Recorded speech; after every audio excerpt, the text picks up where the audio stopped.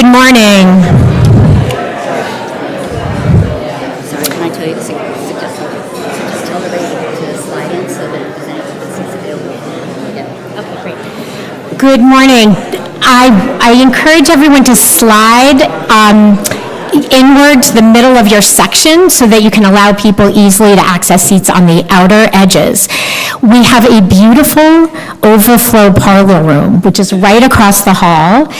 For anyone who is not finding a seat, we have a large screen, a live stream going on in there, and so it's with comfy seating. So anyone who can't find a seat, welcome to go there. Welcome. I'm Mary Beth Martello. I am the Town of Wellesley's Sustainability Director. I work with the Climate Action Committee to further progress toward town-wide climate goals adopted by town meeting. And we do that through implementation of our Climate Action Plan. And I'm here with Kathy Schleier, who is a member of the Village Church and is also co-chair of the Empowering the Future project, which is their geothermal installation. And we are honored this morning to have Representative Alice Peisch here to provide some,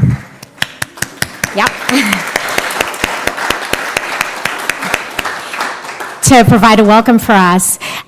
Really inspired by the enthusiastic interest in this program today and by the wide geographic range of people that we have attracted, and the fact that we have major commercial developers here, large property owners, multiple colleges, multiple houses of worship, community leaders, and more. So we are just thrilled with the response that we've gotten, and I'm going to hand over to Kathy for some thank yous and another welcome. Hi, thank you so much for being here. I am not Sarah Butter. Reverend Sarah Butter had hoped to be here to thank you herself in person, so I am stepping in to do that. We, as a congregation, I've been so hopeful that this would be an example, that the installation would be informative and it would be inspirational. So seeing you all here today really brings that home, and so we are just thrilled that you are here. One of our missions, of course, is to help care for the earth and care for the health of the world. And so this geothermal project, we're sharing that with you, sort of with those goals in mind. I do need to thank, I'm going to go through this fairly quickly, but I do need to thank a team here at the church who has been so helpful in this area. I worked alongside Mark Lency, who is a co-chair of our project. Mark will be here and he'll be on the panel with us when we talk about our church project, and so he'll be here shortly. Also, I'm going to thank those in the staff, Kirsten Rodriguez, Chris Toppin, Emilio Del Vecchio, and Gladys and Gerardo, who have all been so helpful to bringing this day's event here, as well as the volunteers from the church. There are many members of our church here today that are helping out as volunteers, so we welcome all of you. We are so thrilled to have the community here. Don't know how many of you have been into this church space before. We used to do dancing lessons for your kids back in the day when there was ballroom dancing in the basement, but that hasn't happened for a while, but we do run an after-school program here, and we just are so happy that you're here to visit with us. So I'm going to pass it back to Mary Beth quickly, and we'll continue with our thank yous. Thank you, Kathy. Yes, so we also have a team at the Town of Wellesley who's been instrumental here. Our leadership of the Climate Action Committee, our chair, Lisa Olney, and vice chair, Mary Gard, as well as our secretary, Sue Morris, have all been important to this effort and continued work on the energy transition. Also, importantly, Martha Collins, a member of our Climate Action Committee, and staff people back at Town Hall, Andrea Arango and Stephanie Hawkinson. I also want to thank Lisa Giger, who's here representing Sustainable Wellesley, along with Jeff Prouda. They are very important grassroots partners for our Climate Action Committee. And most importantly, I want to thank Janet Mosley, our sustainability analyst, and Susan Zelenko, who is a tremendous Climate Action Committee volunteer who's done a lot of work on this event. And I want to now introduce Representative Alice Peisch. Alice has been an incredibly strong and important supporter of our work on climate action in the town of Wellesley and furthering progress toward those climate goals. And we very much appreciate her leadership in the areas of energy, affordability, sustainability, and more. So thank you, Representative Peisch. Thank you very much, Mary Beth, for inviting me here this morning. I know that the invitation was also extended to my colleague, Senator Cream, who regrets that she was unable to make it due to some Senate conflicts. So, in any event, I'd like to thank all of you for coming. Again, thank the town of Wellesley, the Village Congregational Church for organizing today's events. It's really encouraging to see such a diverse collection of community members coming together for this symposium on geothermal solutions for affordable heating and cooling. We know that in Massachusetts and New England and the Northeast, how we heat and cool our buildings is one of the biggest pieces of the climate challenge and accounts for an incredibly large share of our greenhouse gas emissions. Bringing groups together to explore practical solutions to help transition to cleaner, more efficient systems is essential to meet our climate goals. However, we know that this transition must extend to affordability, comfort, and resilience. Technologies like geothermal heating and cooling offer stable energy costs, reliable performance in extreme weather, and can serve entire neighborhoods and campuses. I mean, I think it's just remarkable what the potential is for the geothermal systems. At the State House, we've been working to support innovation in this space, from encouraging pilot projects and new thermal energy networks to examining how our utilities can help deliver these solutions on a larger scale. The work being discussed here today is exactly the kind of practical, forward-looking thinking that will help Massachusetts lead the way. Today's focus on commercial and institutional buildings is especially important because large buildings and campuses can often be early adopters of these projects to demonstrate what is possible and to help accelerate broader deployment. I hope today's conversation sparks new ideas and partnerships on as these projects expand here in Wellesley and across the region. I would like to make one little plug while I am here. I have brought with me nomination papers for Governor Healy. She, like everyone else who's running, needs to collect a fair number of signatures within the next deadline is coming up in about a week. So there are some sheets outside that will remain here throughout the morning. And I ask, they're unfortunately just for Wellesley residents. So if there are any Wellesley residents in the room, if you wouldn't mind signing those sheets on your way out, I would greatly appreciate it. And thank you all again for inviting me to attend this morning.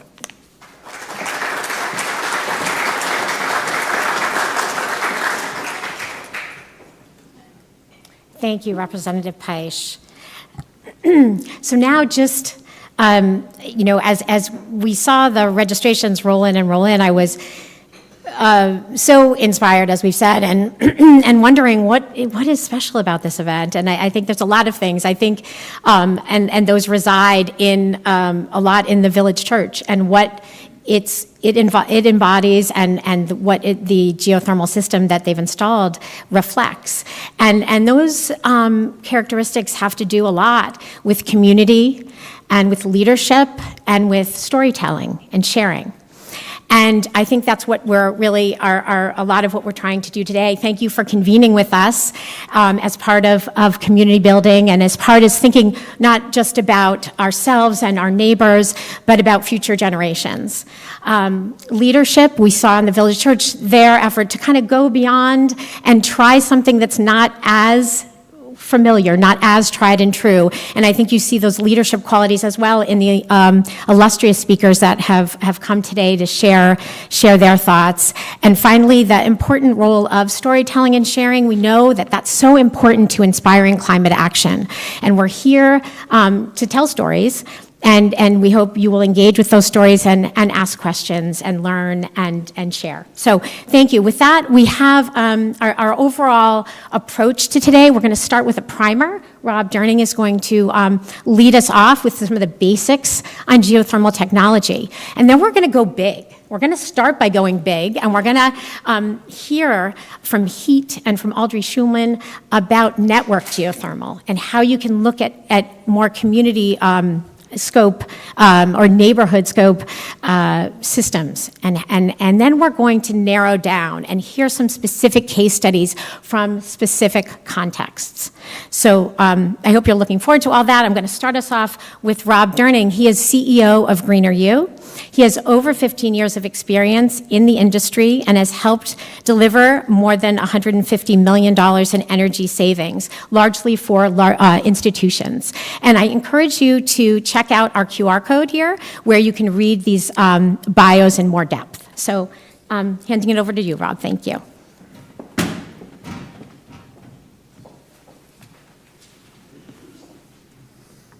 All right, thanks, Mary Beth, and thanks everybody for inviting me to come speak here this morning.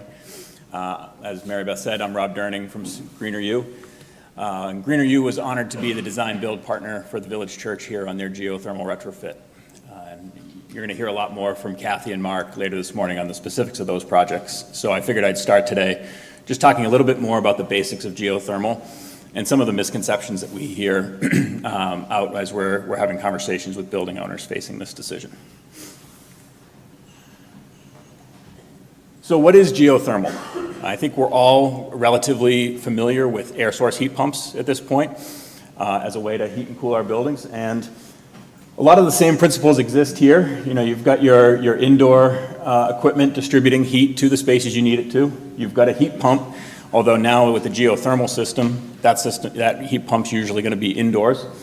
And the difference here, the fundamental difference with geothermal, that is, instead of trying to exchange heat with the outdoor air, which swings between -5 and 100 degrees here in New England, you're exchanging that heat. You're pushing heat to the ground in the summer months when your building's hot, and you're trying to pull that heat out of the ground in the winter months. And so you're doing that with a bore field of wells somewhere between 500 and 1,000 feet deep. And what you're really trying to do is access that stable underground temperature below the frost line. And so what does that matter? I think what I always like to think about is the ground ends up becoming a giant radiator for you. You're trying to create a stable medium to dump heat into in the summer and then pull heat from in the winter. And when you think about the ground, it's somewhere between right around 50 degrees year round. And when you think about where you're trying to get your indoor temperature, say 68 or 70 degrees, the amount of lift that heat pump has to do to take the groundwater temperatures and lift them up to something that would be where we would want to live in a comfortable building is a lot less than, say, when an air source heat pump has to work across the range of temperatures. And so you're dealing with much more efficient systems, sometimes up to twice as efficient, and you're locking in long-term operating savings by doing so. So now that we've got the concept of what is geothermal, I would just want to run through quickly 5 myths that we hear as we talk to people who are in this situation where they've either got stewardship goals, carbon goals, or they're dealing with end-of-life boiler system. Geothermal's too expensive. The ground around here isn't warm enough to do geothermal. You need a lot of open land. You have to rip out your whole existing system. And starting with the technology, the preconceived notion of what you think is going to be best for that building. So first, cost. Usually this is grounded in some sort of high-level estimate where someone told them that geothermal is going to be more than twice as expensive as some other technology. You don't even want to consider it. Well, when you look at project gross cost, yes, that's true.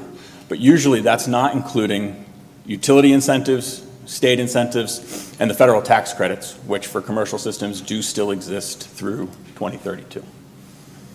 So when you look at net cost, you can actually bring that first cost down to parity, give or take, with an air source system. But beyond first cost, what we really try to help our customers understand is you need to look at the total cost of ownership. Even if a first cost is more expensive than an air source system, what are going to be your long-term benefits? What are going to be your annual utility savings that you're going to be locking yourself into for the next 30, 50 years?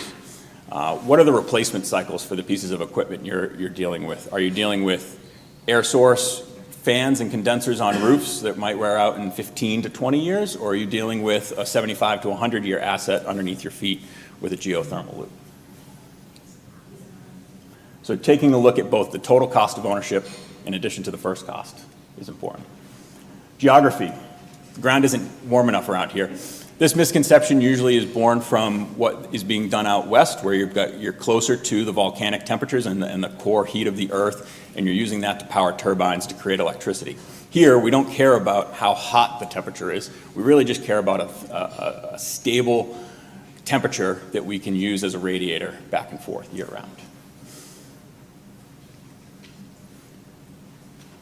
Myth number 3, the site. I need a lot of open space. Some people have seen, they've driven past project sites where they've ripped up an entire football field or a giant parking lot and said, I don't have the space to be able to do that. Well, case in point, here's the village church. We're surrounded on 3 sides with major streets, and the 4th side was a cemetery.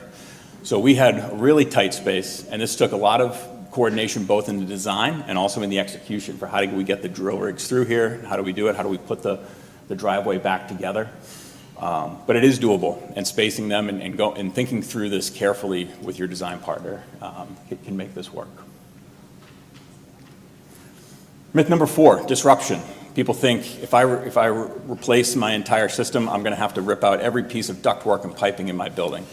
Well, that might be true if they're in bad condition, but if you've got good ducts, good piping, and you think through how to shift loads in your building, maybe add more loads somewhere else where you're not going to have as much disruption, you can reuse and derate those pieces of equipment. Here in the village church in their sanctuary, they've got these heaters here. We actually equipped them with, these were natural convectors before, we equipped them with fans to boost the amount of heat we could get off of those coils that were originally designed for 180 degrees and now dealing with 110. And then myth number 5, starting with the technology. Starting with some preconceived notion, I want to go geothermal, I want to go VRF, I want to go air source heat pump.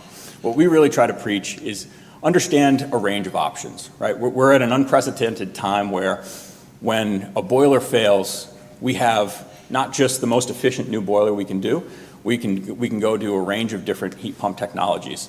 And sort of signing on to any one solution before you understand what the building is doing first is usually not the best way to start. We try to start with the building. Where can we save energy first?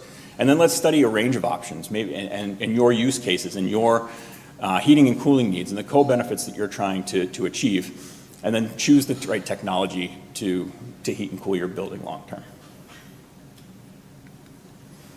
So, in summary, the 5 geothermal benefits that we'd like to highlight here, you're going to lock in long-term energy savings over a much longer life of your assets. You're going to be installing longer-lived assets.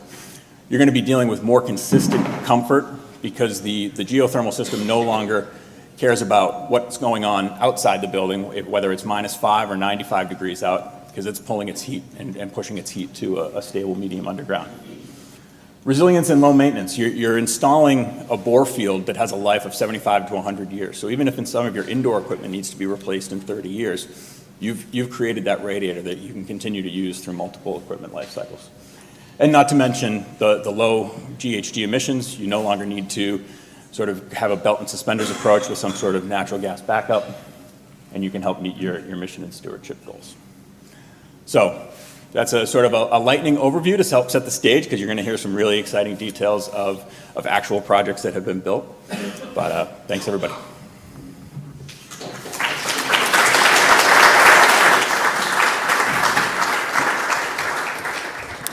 Thank you so much, Rob. I'd like now to invite Isabel and Audrey and Sean to come up come up to the table in the front. Any of our speakers are welcome to sit up here if you'd like, but then you'll be in place for questions. Actually, I should ask, are there questions for Rob? We have a couple minutes for questions for Rob.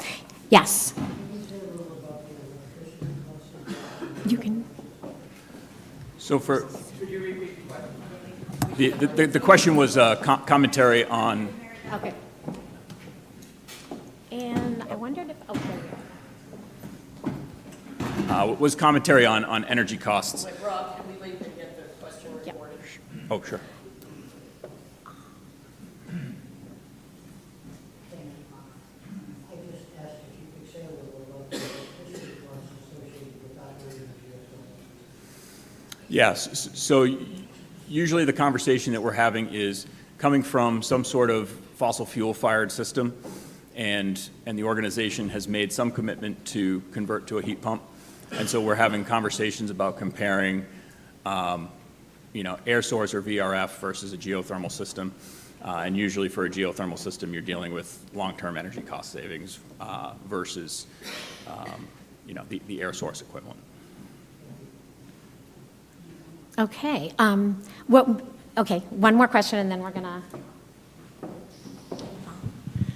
Ralph, given what you just discussed around myths and barriers, from your experience working with many different clients, right, from different sectors, what have you found the most challenging barrier that you've had to address to convince people to, think alternatively from fossil fuels?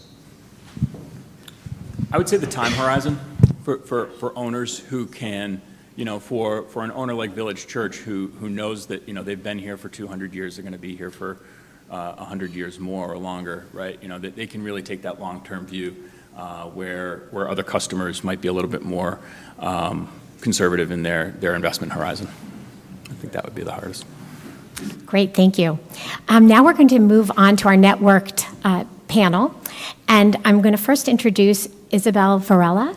She's a PhD and she's a geoscientist at HEAT. She joined HEAT in 2023 as science director for the Learning from the Ground Up, the Leg Up project at HEAT, and she is currently working on the expansion of the Framingham Geothermal Network. And again, I encourage you to read these impressive bios with the QR code. Thank you. Thank you, Mary Beth. Thank you for having us. So, and this is great that we're right after Rob's presentation. So, my name is Isabel Varela. I'm with HEAT. HEAT is a nonprofit with a mission to evolve our thermal energy system to meet the needs of the future. And I'm excited to talk to you today about networked geothermal systems and the Framingham site. And I'll be playing tag with Sean Luz from the city of Framingham. And this here is a map of the gas distribution system in the Boston area. And some of it is very old. So these are locations of where this gas distribution system has leaks. So it's leaking methanes into the atmosphere that is not good for our climate and not good for our health. So what can we do about this? There is a program where the utilities can replace or repair these leaks, and it is estimated that it would cost $40 billion for repairing this gas distribution system in Massachusetts, and it's mainly concentrated in the Boston area. For 2026 alone, it is about $600 million. So what can we do what would be an alternative to that, where we are not going to have stranded assets that would, that would work after 2050, because Massachusetts has this 2050 decarbonization target, so we don't want to invest in a system that we can't use after that. And that's where the geothermal comes in. And as Rob mentioned, just another way to highlight here that we're not talking about very high temperature geothermal for electricity generation, and Rob was talking about geothermal for heating and cooling for individual buildings, and then what we'll focus on right now is going to be for the interconnected buildings, so multiple buildings connected together to make the system more efficient. So Tagging on to Rob's presentation, he talked about the efficiency of air source heat pumps, ground source heat pumps, and now I want to introduce the networked geothermal system. So the network system, because the buildings are going to be sharing energy between themselves, it makes the geothermal system even more efficient. So Rob was talking about efficiencies of about 200 for air source, about around 400 for ground source. And there's a system in Colorado Mesa University that they have a year-round efficiency of 560 with a winter peak of 890. So it's huge. So generally, how does this work? Imagine you have that data center that is rejecting heat year-round and putting it here. I'm talking about a single pipe sharing that energy. So that heat is going to a single pipe, and then that heat can be used by other buildings down the street for their heating needs.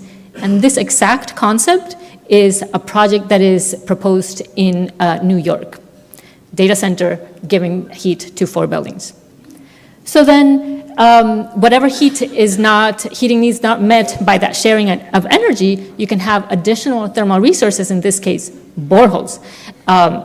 Now, you could also, for example, use bodies of water for getting that thermal resource.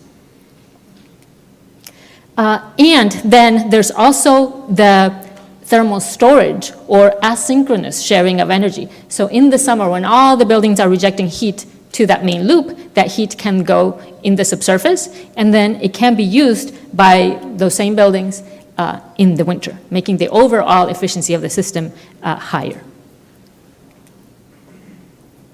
So the main components of these systems, we say it's kind of in 3 categories. It's what you have in the buildings, then there is that distribution loop, and then there are the thermal resources.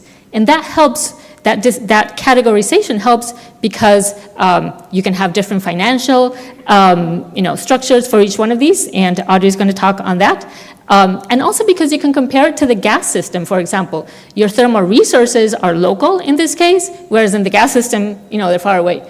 That distribution system, you're replacing all that distribution and piping for the gas system, and now it's local, within 1 mile, for example. And then there's what equipment that you need in the buildings, which is the geothermal heat pumps. So briefly, a schematic of how these systems can look like. You have that distribution loop. You can have buildings that are mainly heat producers, for example, your ice rink or your data center. You can have buildings that are mainly heat consumers year-round, for example, your greenhouses or your swimming pools. And then you have those flexible thermal resources, for example, your bodies of water or the boreholes. And in terms of the buildings are also consumers and prosumers of heat, depending on the time of day, the time of year. So all of these different types of infrastructure can be connected, and the system is more efficient when you have different types of buildings connected to it. Buildings that are producing heat, buildings that are consuming heat, and so on. And even just, for example, residential buildings versus commercial buildings. They use heat differently, and when connected in the system, they make it more efficient. So briefly about Framingham. So the Framingham Geothermal Network is the first utility-led retrofit project in the nation. It's owned and operated by Eversource Gas, and HEAT has been collaborating in this project in different ways. One of them is through research.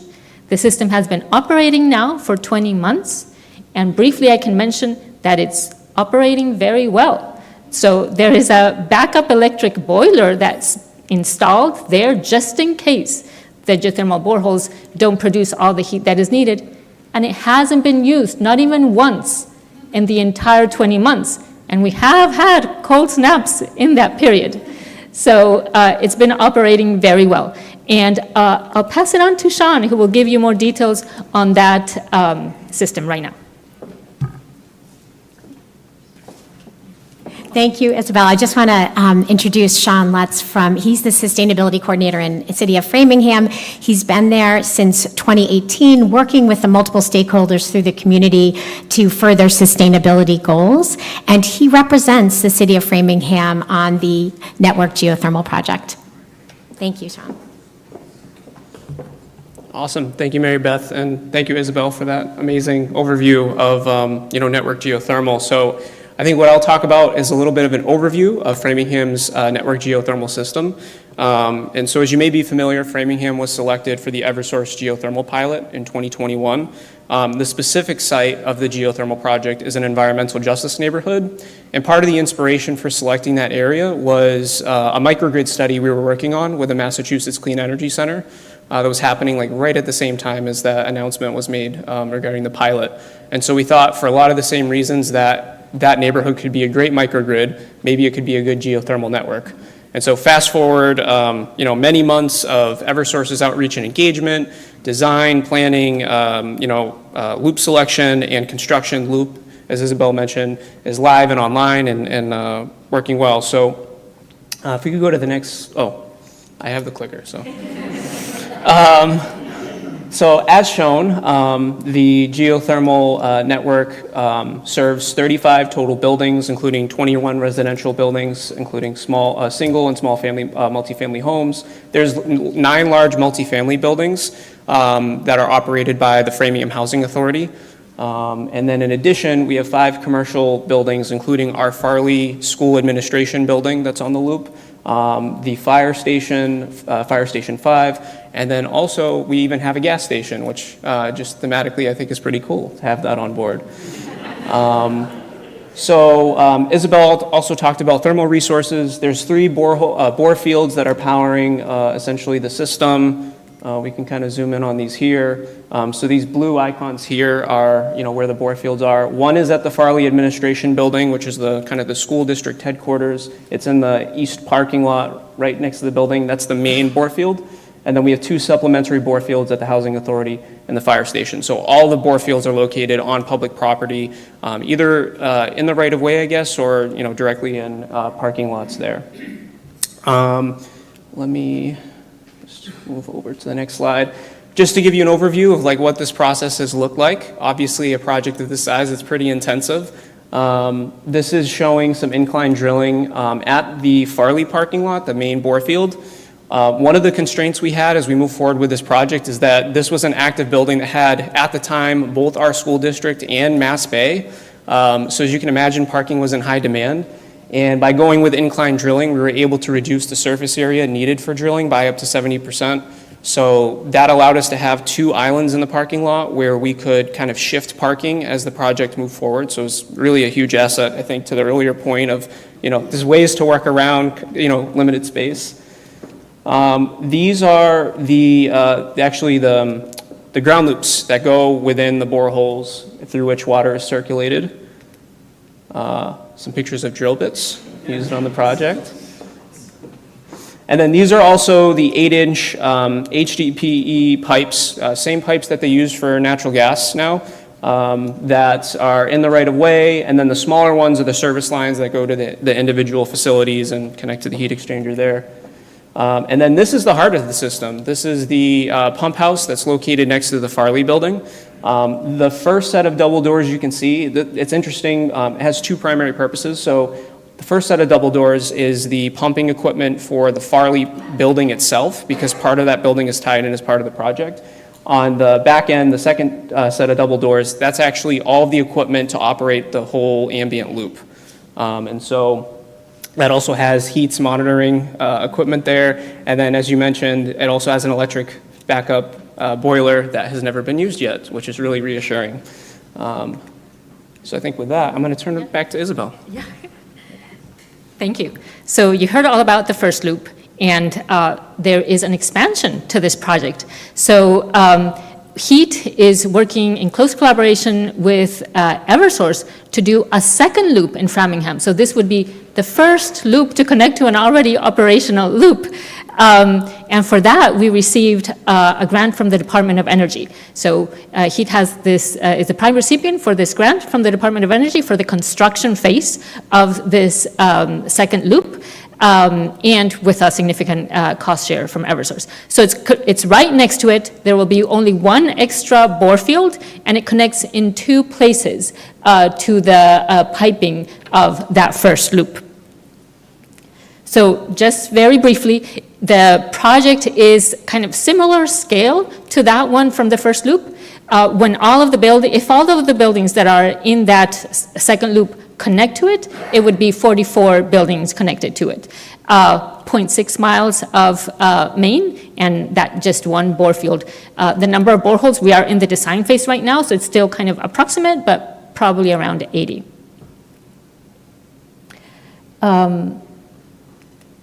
And how are we dividing the work here? As you saw the pictures from the piping, the pipes that go in the main loop, those are the same as the gas pipes. So the same gas pipe workers can install that. So the utility is really focusing on that, building that distribution loop, and also on that bore field. And then heat is working on doing all the building retrofit part. So what happened in the first loop? The first loop and the buildings in the second loop are somewhat similar. The first loop, the average age of the buildings was about 80 years old, and the work that needed to be done, it depended on the maintenance that those buildings had had. So we will be doing optimization, for example, weatherization, and also installing the ground source heat pumps, and if there needs to be ducting, et cetera. So that is the work that heat will work on for this project. We are right now in the design phase, finishing those construction documents, and then construction is expected to start end of this year. So we're happy with that to take any questions. Oh, sorry, do the questions come after? Yeah. I think we're going to hear from, thank you so much, Isabel and Sean. We're going to hear from Audrey Schulman and then take questions at that point. Audrey Schulman is a trailblazer. She founded HEAT in 2008 and led it for 16 years, created the first in the nation statewide map of natural gas leaks, initiated research that led to the discovery of a method for utilities to identify super emitting gas leaks, and also research leading to the better understanding of health impacts in gas stoves. As someone who actually majored in English and engineering undergrad, I have to also mention that Audrey's written 6 novels. So I'm very excited to welcome Audrey Schulman. Thanks.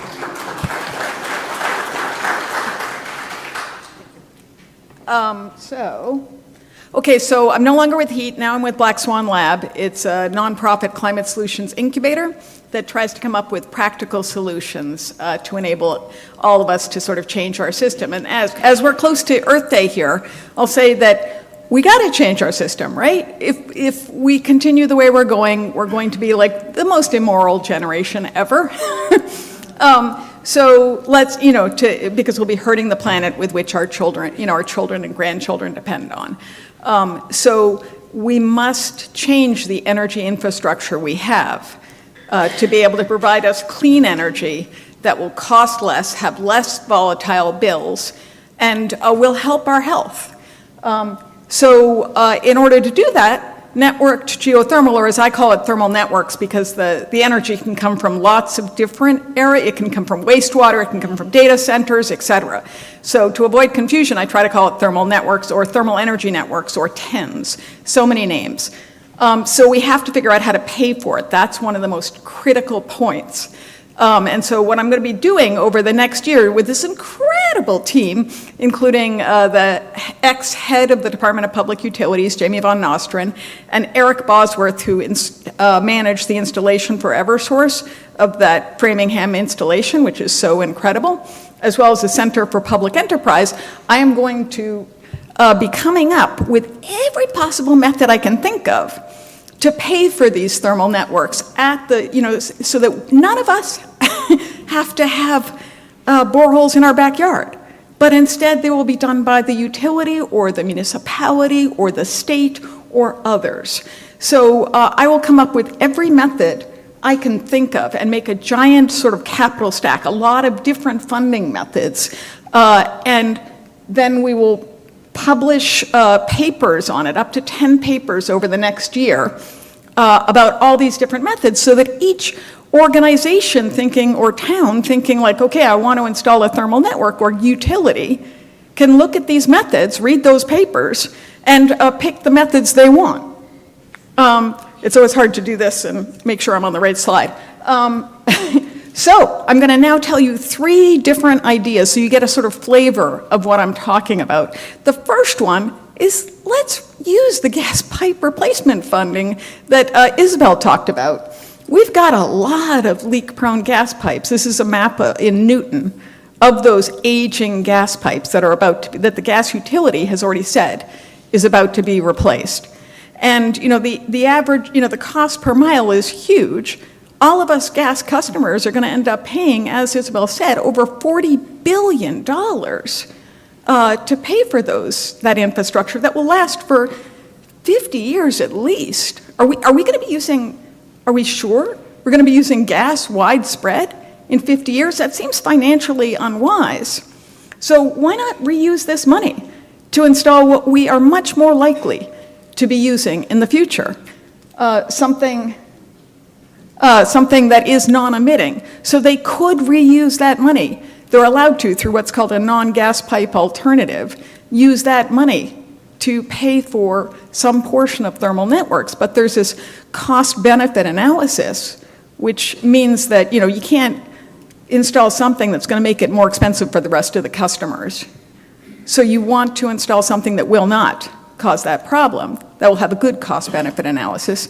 So installing the whole system, both the distribution system and maybe the boreholes or other, the wastewater energy recovery system or the connection to the data center, whatever it is, and as well as all the building retrofits that we all know are going to be really expensive, why not just have them install the distribution system, right? Just install the horizontal pipes to deliver the water to each home or business, and then bill the customers as they normally do, and have other people pay for the building retrofits and the boreholes or whatever other technology you need, what other infrastructure, right? Like the data center, the ice rink, whatever. This is something they can do. This makes a good cost-benefit analysis. So that's idea number 1. Idea number 2. Use the avoided costs from the electric grid upgrades. Right now, for all of us to have so many data centers and all those electric vehicles and to move a lot of our buildings to air source heat pumps or other, heat pumps, our electric use is going up. The electric utilities are like, oh my God, we're going to have to rebuild everything. And they're saying it's going to cost an enormous amount of money. And that's good in a way, because we can now claim some of that money for things that we want to do. So an air source heat pump, the colder it gets outside, and that's what this graph is showing, the horizontal axis is temperature, the outside air temperature, and the vertical axis is the amount of energy the system's using. So this is showing that air source heat pumps, the colder it gets, the harder they have to work to find some heat in that really cold air. Whereas thermal networks, because the ground is always the same temperature, that water temperature isn't changing much. And so they're way more efficient all the way through those cold snaps, all the way through those incredible heat events that happen during the summer now. And that means they radically reduce the cost that we have to put towards that electric grid upgrade, because we're using less electricity over time. Hopefully that makes sense. So right now we've got integrated energy planning, which for the first time the gas utilities have to talk to the electric utilities. It's so much fun. And in order to plan how we're going to move forward, how we're going to do this enormous transition. And so the electric utility knows where its electric constraints are, right? Where it doesn't have enough electricity. And it can say to the gas utility, hey, gas utility, I'm really constrained in Chelsea. Anything you can do to install a thermal network there would be really appreciated. And the gas utility can look at its infrastructure and say like, oh, I've got a lot of leak-prone infrastructure there. I could install in a financially viable way the distribution system for a thermal network here. And then the electric utility could say, whoop, Lord knows what just happened. There we go. The electric utility could say, right, I'll move, say, 70% of those avoided costs, that cost saving, that I don't have to spend on the electric grid, I could move it to the homes to pay for those building retrofits so that they can connect. Third idea, really fast, revenue bonds.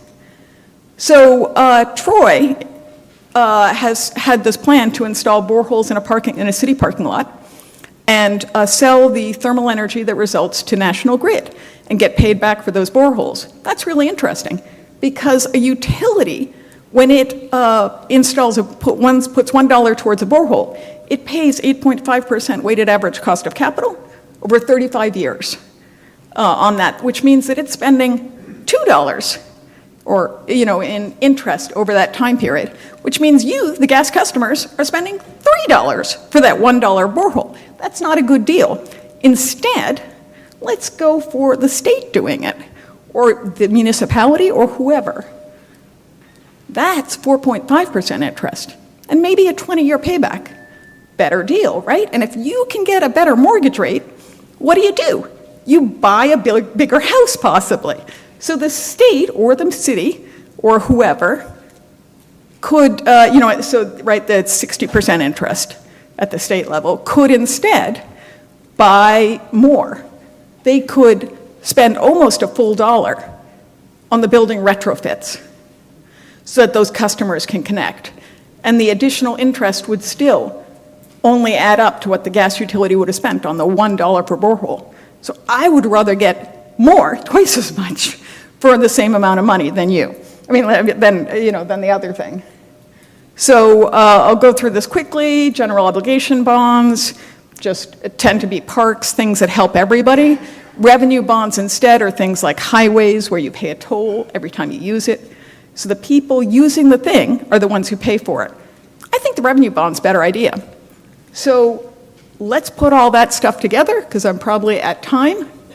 Here's how it could work. National Grid suggested, hey, let's install an installation in Lowell. They're going to do the distribution system, the building retrofits, and the boreholes. It was going to cost so much money, the DPU, the Department of Public Utilities, said no, cost too much, not worth it. But if instead they just installed the distribution system, just the horizontal pipes, then their cost goes way down, right? They're only installing 1/3 of the system. And then the state could instead install the boreholes and pass or the city. Here in Wellesley, you've got an MLP, you could do it. You could do exactly this.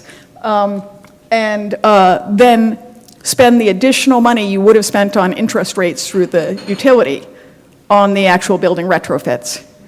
If that was done, the cost for this system would have been cut in 1/3. And the Department of Public Utilities would have said yes. And nobody's energy bills would be higher, and nobody's taxes would be higher. That's the sort of system I'm talking about. So, last thing, sign up for the papers. Learn about all these lovely capital stacks. They'll be coming out over the next year. Just email me. And thanks.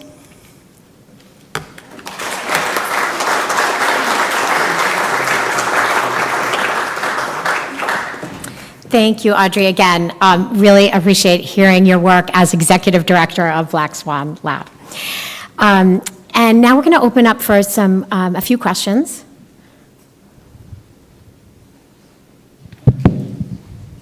That was my question. How is this managed? Like, if in a network system, who controls it?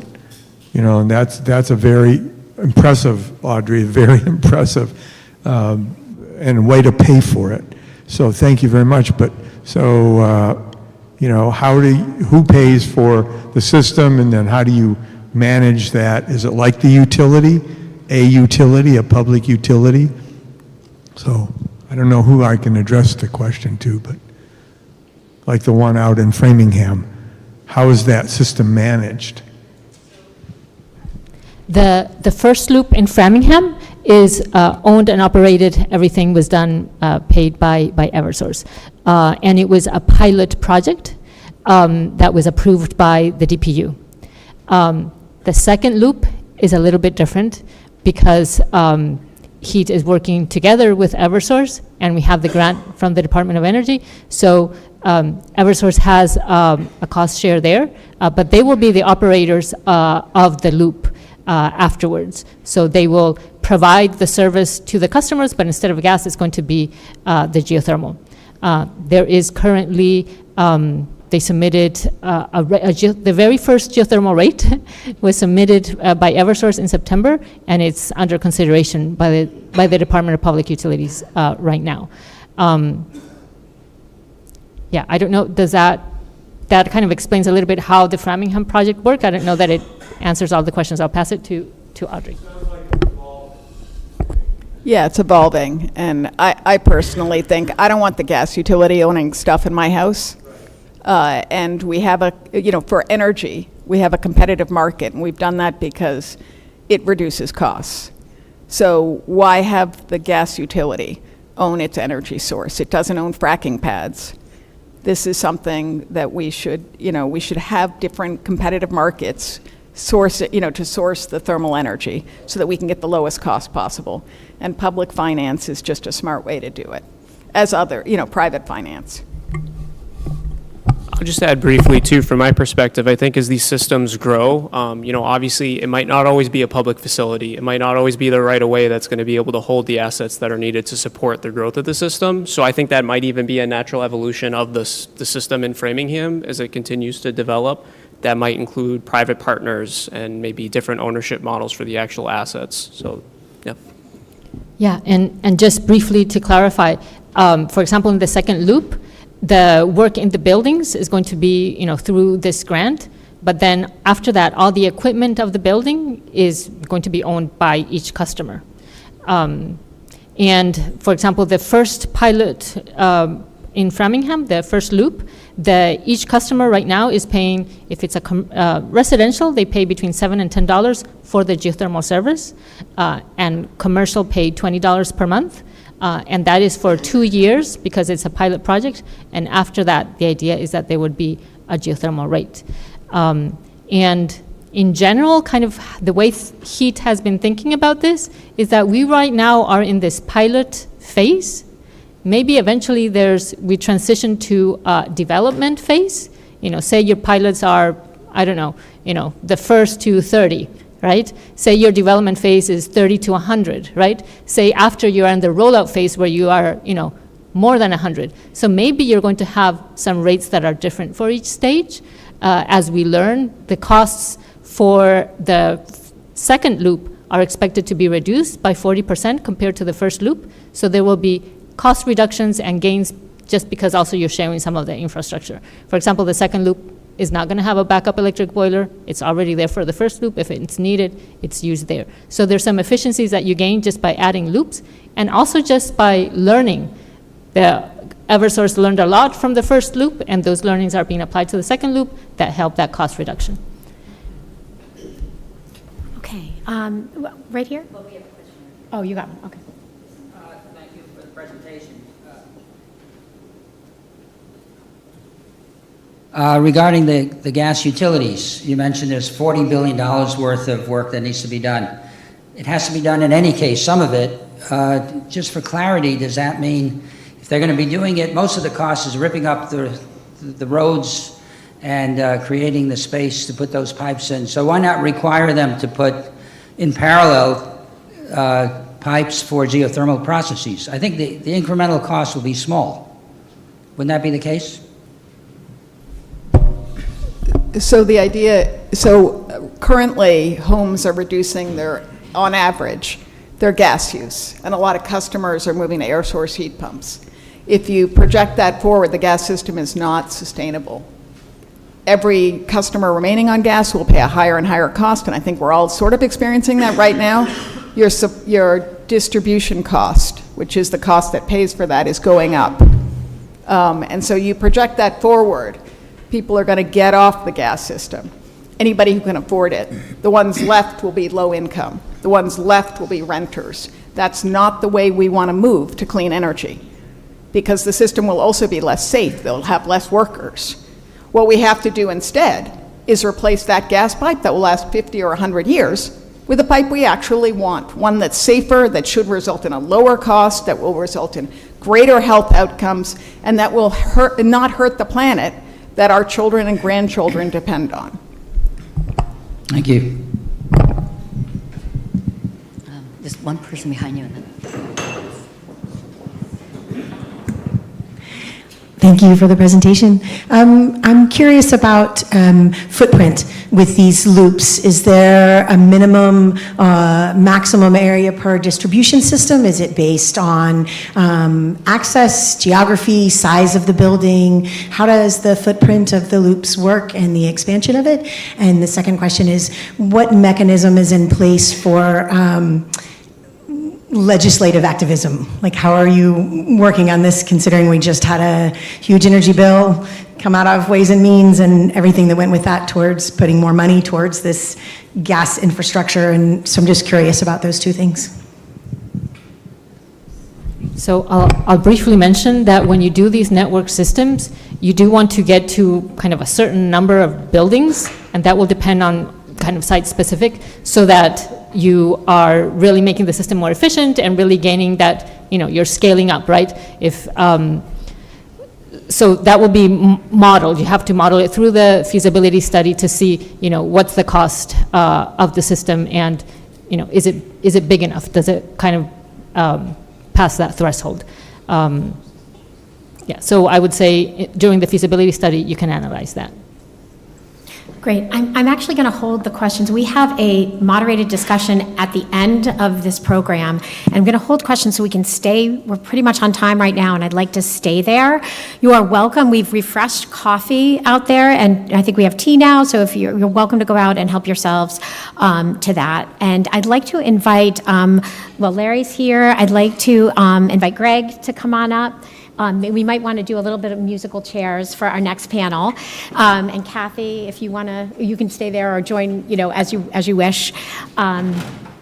Because now we're moving on to our single property case studies, or smaller scale case studies. And we're going to start off with Lawrence Lessard.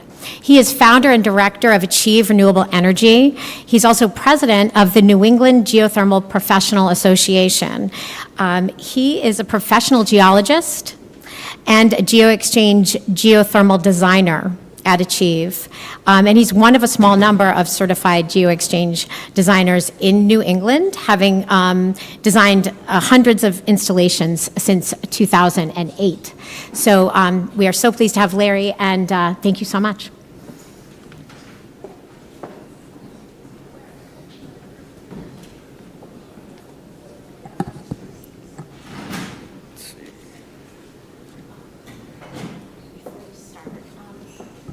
For folks standing, we do have a few empty seats in the venue here.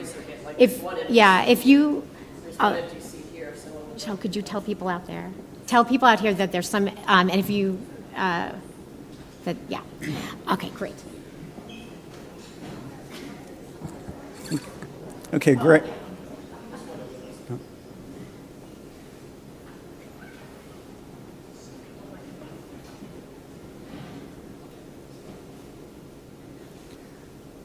Okay, it's allergy season, and I might not get through the presentation without coughing, but I did bring my vodka in case that would help.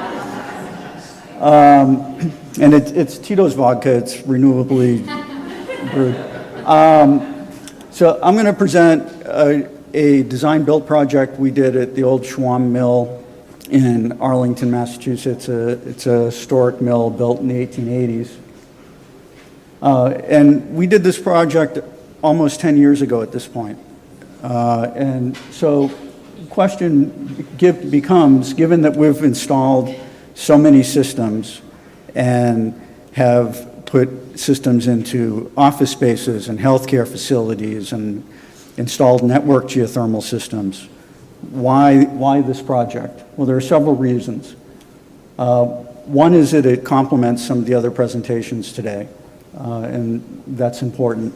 Also, we have almost 10 years of post-installation experience showing the operational efficiency of the system and the flexibility the geothermal system provides. Our client had changing needs over that period of time, and the geothermal system was able to be adapted.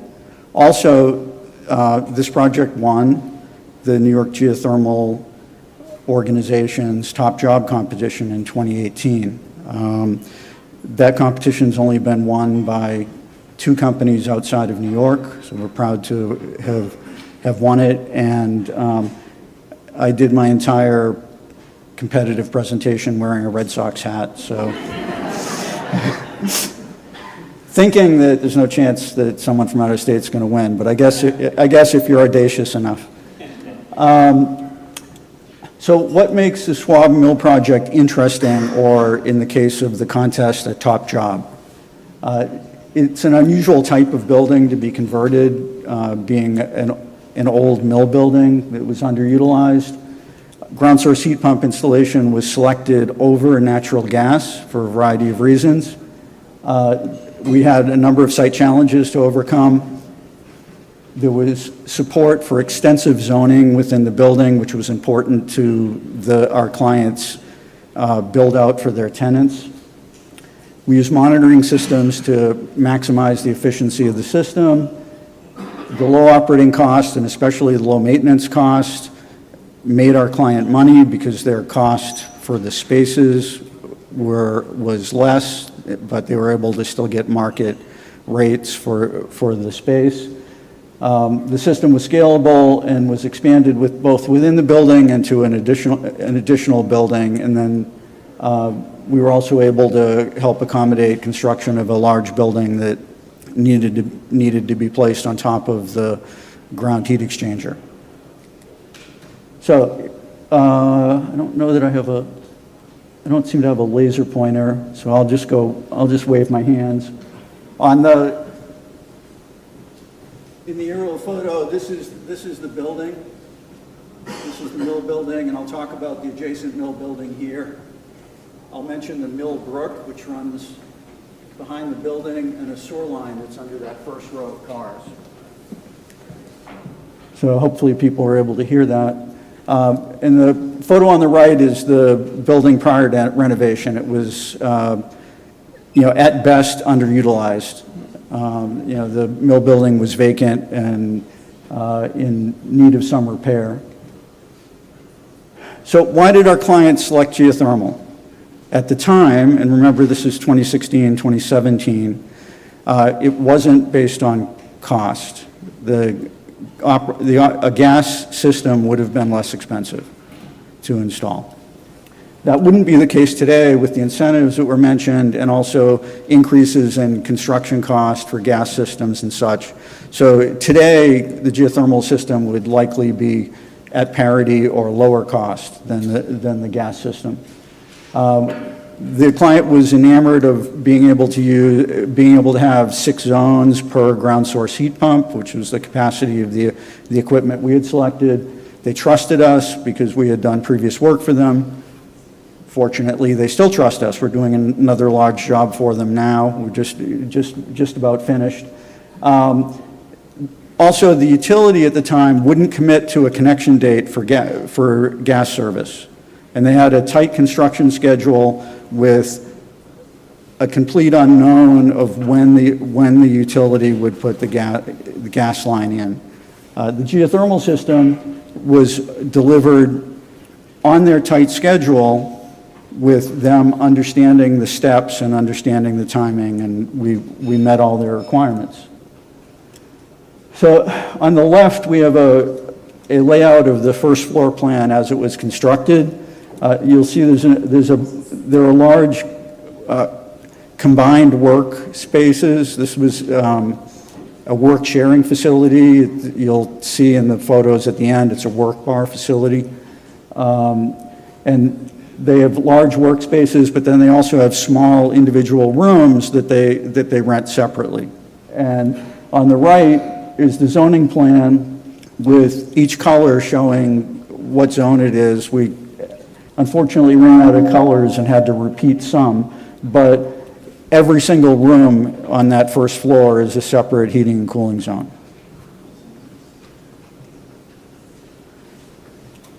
This is an excerpt from a site plan. The building here is in the middle, the lower center of the screen.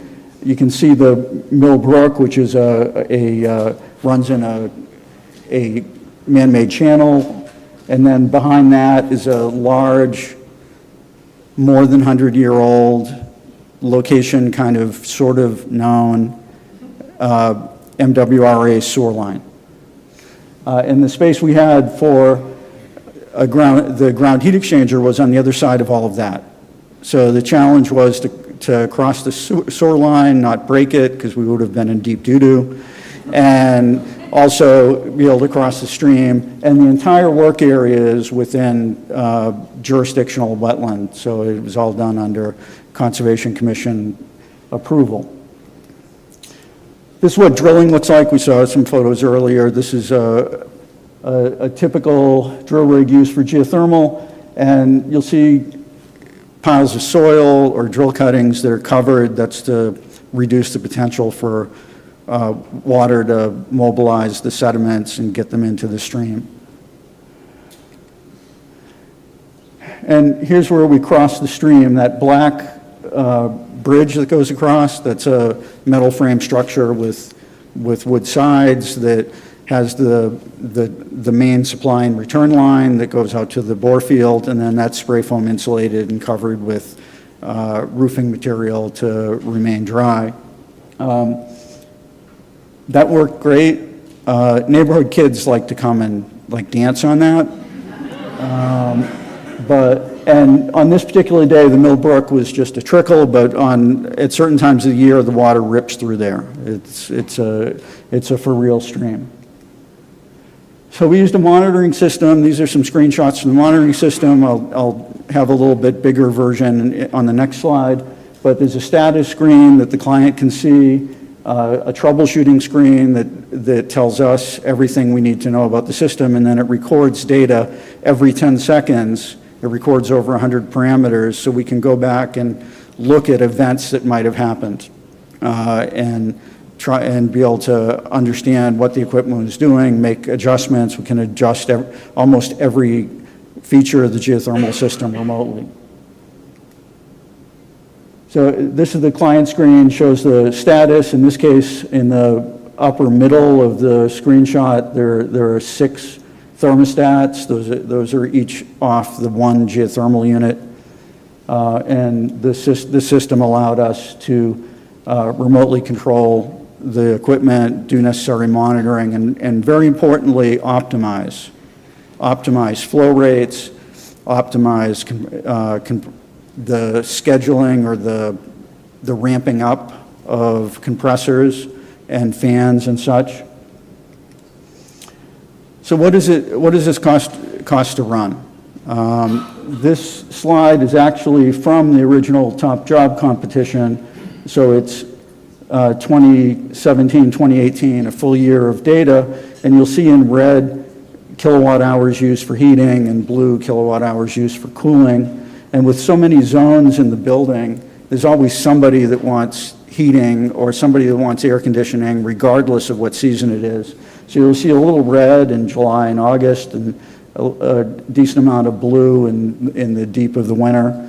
But this building, which is, I should have mentioned, I guess, is about 25,000 square feet. Heating for the year was a little under 24,000 kilowatt hours, and cooling was a little under 12,000 kilowatt hours. These dollar values are based on the utility cost at the time. So electric rates are higher now, so the dollar values would be different, but the kilowatt hour usage would be the same. Here's what the facility looks like now. No more stairway to nowhere. Heavy timber beam construction, exposed brick, flooring that was rescued, and the original flooring from the mill that was repaired and refinished. And you can see some of our ducting. In this photo, we were using oval spiral ducting, which has a nice look and fit some requirements they had for ceiling height and all of that. There's another photo of another portion of the building with the same lovely exposures from the old mill. And I had mentioned that the system had been expanded, and I'll go into that for a little bit. So there was a wing, a small wing of the building that was not originally finished. But this facility became immensely popular. And so they expanded to that last remaining space. We did that with the heat pumps we already had, the ground loop we already had. And then in the adjacent mill building, they had a large office tenant that needed a new heating and cooling system, and they had us connect that also to the geothermal system by crossing that little right-of-way, little road. Then they decided to build a large luxury apartment complex. So the mill building on the other side of the little street was converted to apartments, so the geothermal system came out of that. And then they built this large building in the back, and that's, the front of that building covers like a third to a half of the ground heat exchanger, which, you know, it was easy enough to do. We did have to reroute some of the horizontal piping because of structural columns that they had to put in, but it was just a rerouting of piping, and the ground loop can stay under the building, no issues.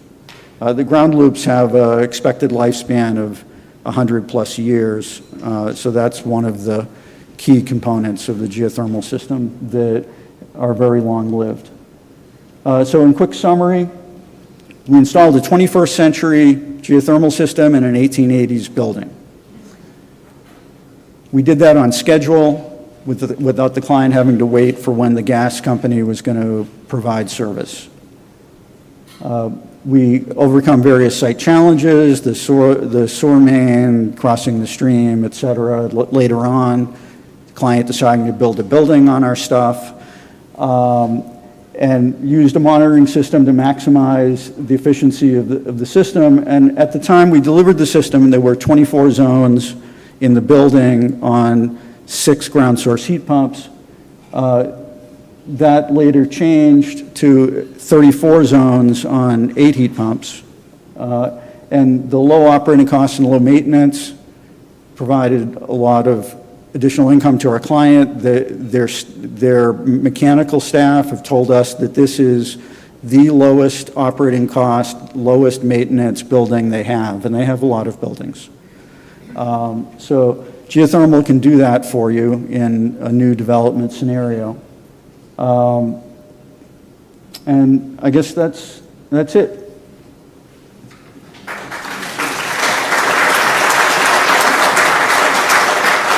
Cheers.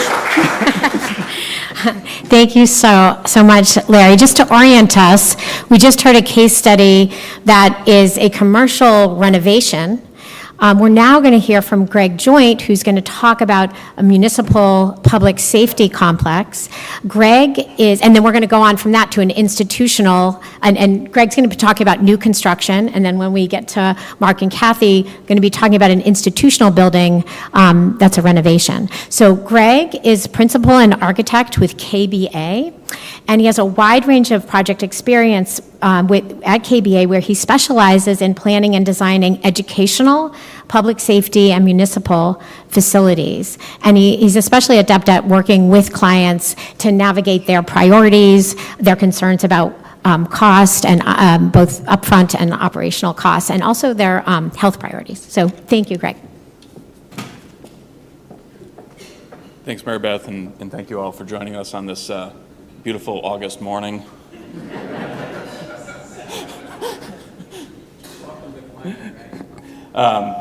A little bit about our project in the town of Easton. This is a pretty large project, and we're a firm that practices throughout New England with 4 offices, 64 employees. So we work on a broad range of projects throughout the area, almost all public projects. So over the past about 15 years, we've done 7 geothermal projects, all here in Massachusetts. Starting back in about 2008 was our first experience doing a geothermal project. Just a little bit about public safety, and we'll talk about public safety, though our markets focus on public safety and educational uses. Public safety buildings are a little bit unique in that they operate 24 hours a day through basically any condition all the time and have a relatively high demand load. So a lot of electrical needs, a lot of ventilation in these spaces. So typically the energy costs for these buildings are relatively high in comparison per square foot to other buildings, say a church. They have big spaces that don't necessarily need to be kept very comfortable. We don't care how comfortable the fire trucks are, but they need to be kept warm, and it's helpful to have them dehumidified for the continued maintenance of the equipment, making sure all that equipment is ready to go when it's needed, and particularly those spaces lend themselves to systems that function at a lower water or temperature or supply temperature on how we're delivering energy to them. So it's a really good benefit to have a geothermal system. Just a little bit about kind of the opportunities with the geothermal system and some of the challenges. First of all, reliability is really there with the geothermal system. You're really depending on pumps. Pumps are relatively easy to maintain and they're easy to replace. So there's not a ton of extra equipment other than pumps on the ground source side of that. They're resilient, as we've talked about before. The ground temperature really doesn't vary. We account for some drift in the ground temperature in the systems because we are pushing and pulling heat from it. But in buildings in New England, these temperatures are relatively balanced between heating and cooling seasons, so great that we return that ground temperature basically back to where it was before we started. They are operationally stable. Again, they're very easy to maintain typically, and they are relatively low in maintenance cost. Particularly closed loop systems are relatively maintainable. Open loop systems do have some challenges in the area where we typically have hard water here in New England, so some of those systems do have a bit more maintenance, but are still very viable. They'll be lower in upfront costs, but maintenance cost tends to be a bit higher. There are some challenges to these systems, and we've heard some examples where first cost is balanced by incentives. In the public market, typically we do see a slightly higher first cost on these, but with a relatively quick payback, which we'll see a little bit later in the show. Site constraints are an issue, certainly, though relatively easy to achieve these systems for the buildings we're designing. Public clients are usually left with basically the worst sites that's left to have in town, so we are typically working in challenge sites pretty consistently. Early planning is necessary, so because we're in a public bid process, we can't figure it out when we hire a contractor. We have to know what we're asking people to price, at least relatively speaking, before we go out to public procurement. So that's very important. We do upfront work to do test wells to make sure we understand what the process is, make sure all that stuff is done in the design phase, so we're not waiting till construction to kind of figure it out. Procurement is a little bit more complex because you're adding just another person to the mix of the construction team. But again, we've been doing this for 15 years here in Massachusetts. It is not something that is unachievable by any stretch of the imagination. And there are a limited pool of bidders for the drilling, particularly. Almost any mechanical contractor can deal with these systems. The drillers are really where there is some constraint in the market, and that is somewhat what leads to higher pricing upfront in the public market anyway. So talk a little bit about Easton Public Safety and Public Works. So this is a two-site project with 4 buildings, including all of the public safety infrastructure for the town of Easton, as well as the majority of the public works infrastructure for the town of Easton.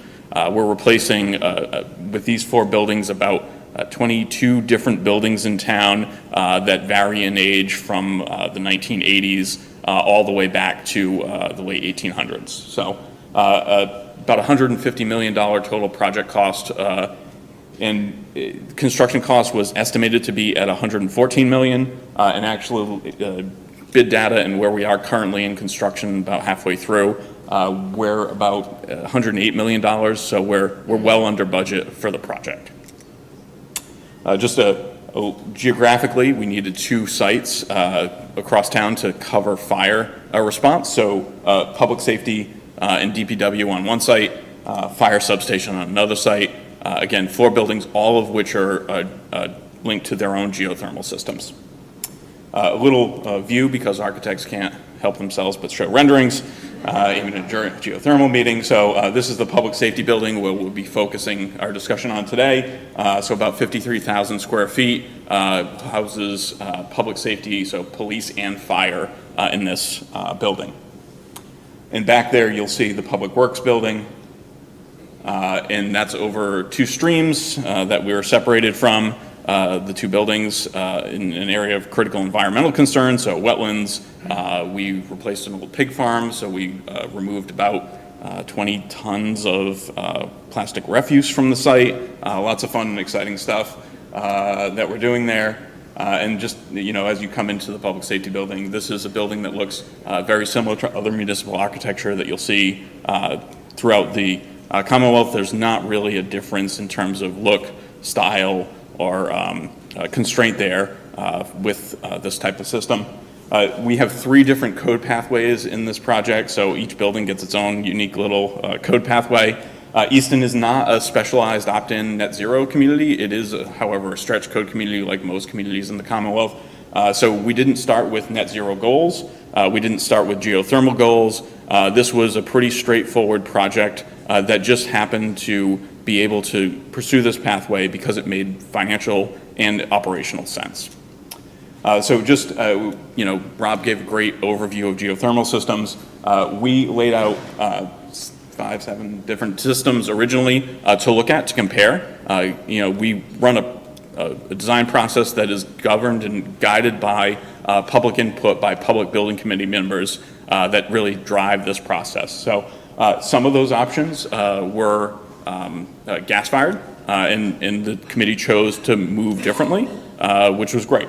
They had really 2 options that they wanted to consider, both an air source and a ground source system, because those were the systems that they thought were most reliable and made the most sense.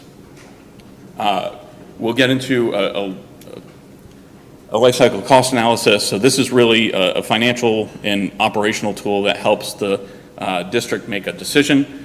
So I won't go into the huge details, but really these systems without incentives were, a financial payback was not reached. Now that doesn't mean it's not a good system. It doesn't really mean anything. It's just based on the baseline system that you compare to in an LCCA.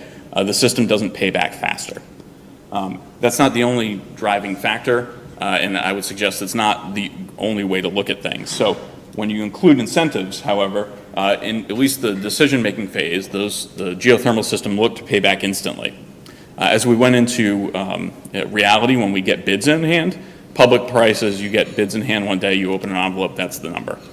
So as we kind of pull that out in the numbers, the system ended up coming in a little bit higher than we thought, and really not on the ground source side. It was really on the mechanical system side that the prices had risen since we made that decision 2 years prior. So the system actually is a little more expensive, so the payback went from instantaneous to about 12 years. For a system that's going to last on the building side about 20 years, something like that, and on the ground loop side 50 to 100 years, that's still a pretty reasonable payback in our mind. And I don't suspect the committee's decision would have changed even at that payback. Just a little bit about kind of how the committee made this decision. Again, the incentives were a big driver. The incentives do help, certainly, on the financial cost reason, but also the energy usage. If people in municipal government understand that there's an operating budget and a capital budget, and those 2 things are separate and they don't really mix.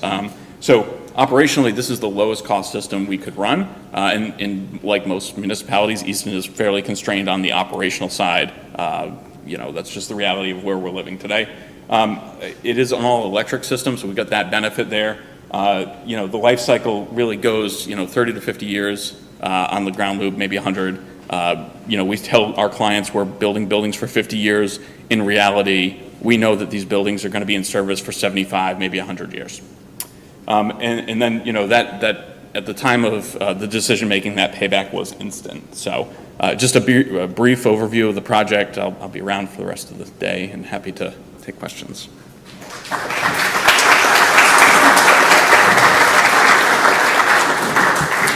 Thank you so much, Greg. We are now going to move to hear about the famous, I would say, geothermal installation at the Wellesley Village Church.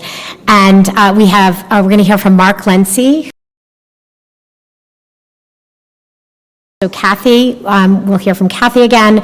Both of them co-chaired the geothermal project, and that involved not only the technical pieces of this work, but the community engagement around it, the consensus building, the capital funding aspects as well. Mark is retired from the U.S. military and industry, having worked for Lotus IBM and Microsoft, 30 years as a Navy officer, including as a captain of the nuclear submarine. And Kathy is coming from, has worked in leadership in educational initiatives at the Wellesley College Center for Women.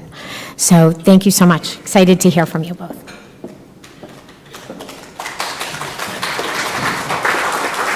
Thank you. Mary Beth, are the slides? Oh, no, they're here. Okay, yep, we'll go with you. Okay, yep. We have our slides in both places because Mark and I are sort of splitting responsibility for what we're going to share. And I can't say enough about working with Mark. We've made wonderful partners in the sense that he has tremendous technical and engineering experience, and then I have worked much more on the administrative side of the church.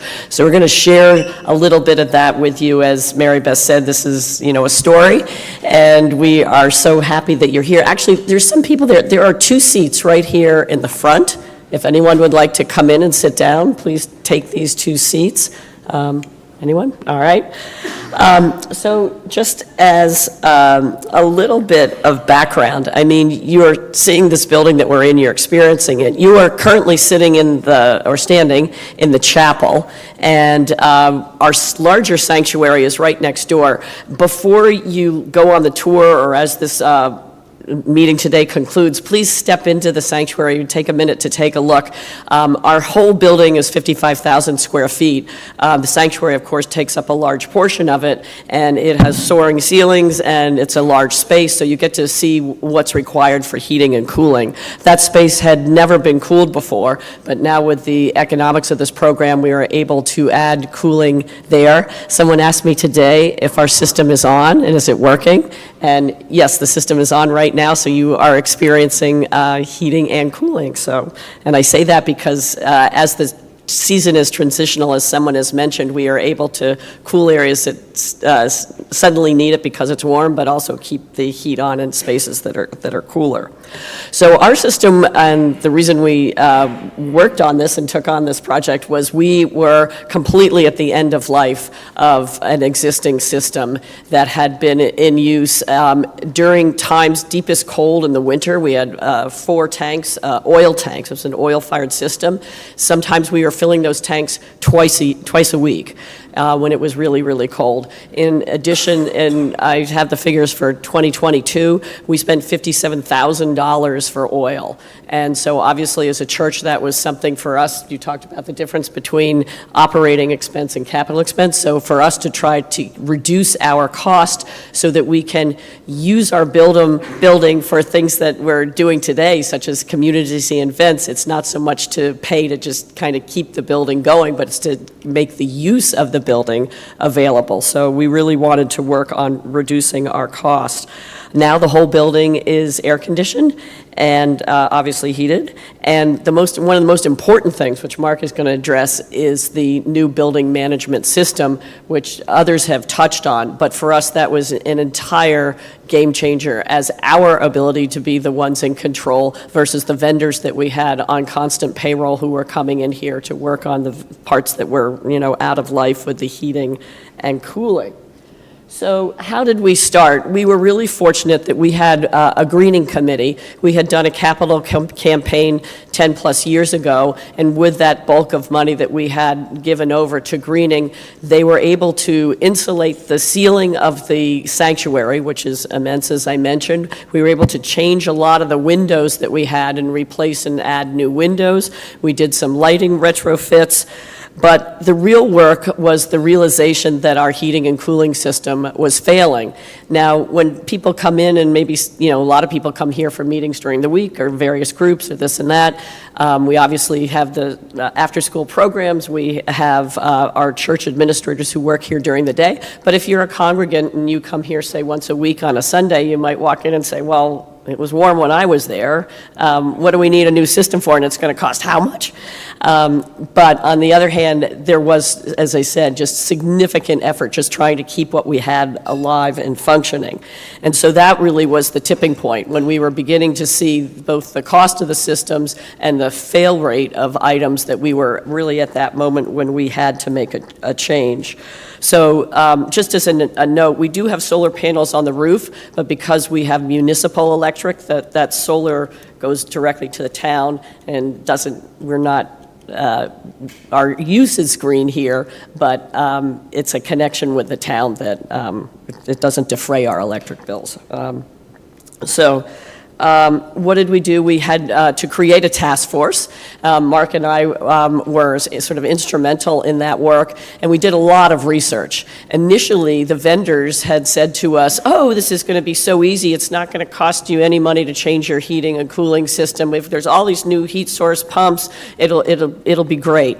After 3 vendors came in and gave us pricing, including Greener U, which was one of those vendors, that we were automatically in the $2 million range, because as they came in to look at the system, it was clear that we had this old existing ductwork system. The ducts are small and the building is vast. So we had to make use of both our radiators, which are in every room, and the air, which is supplementary to it.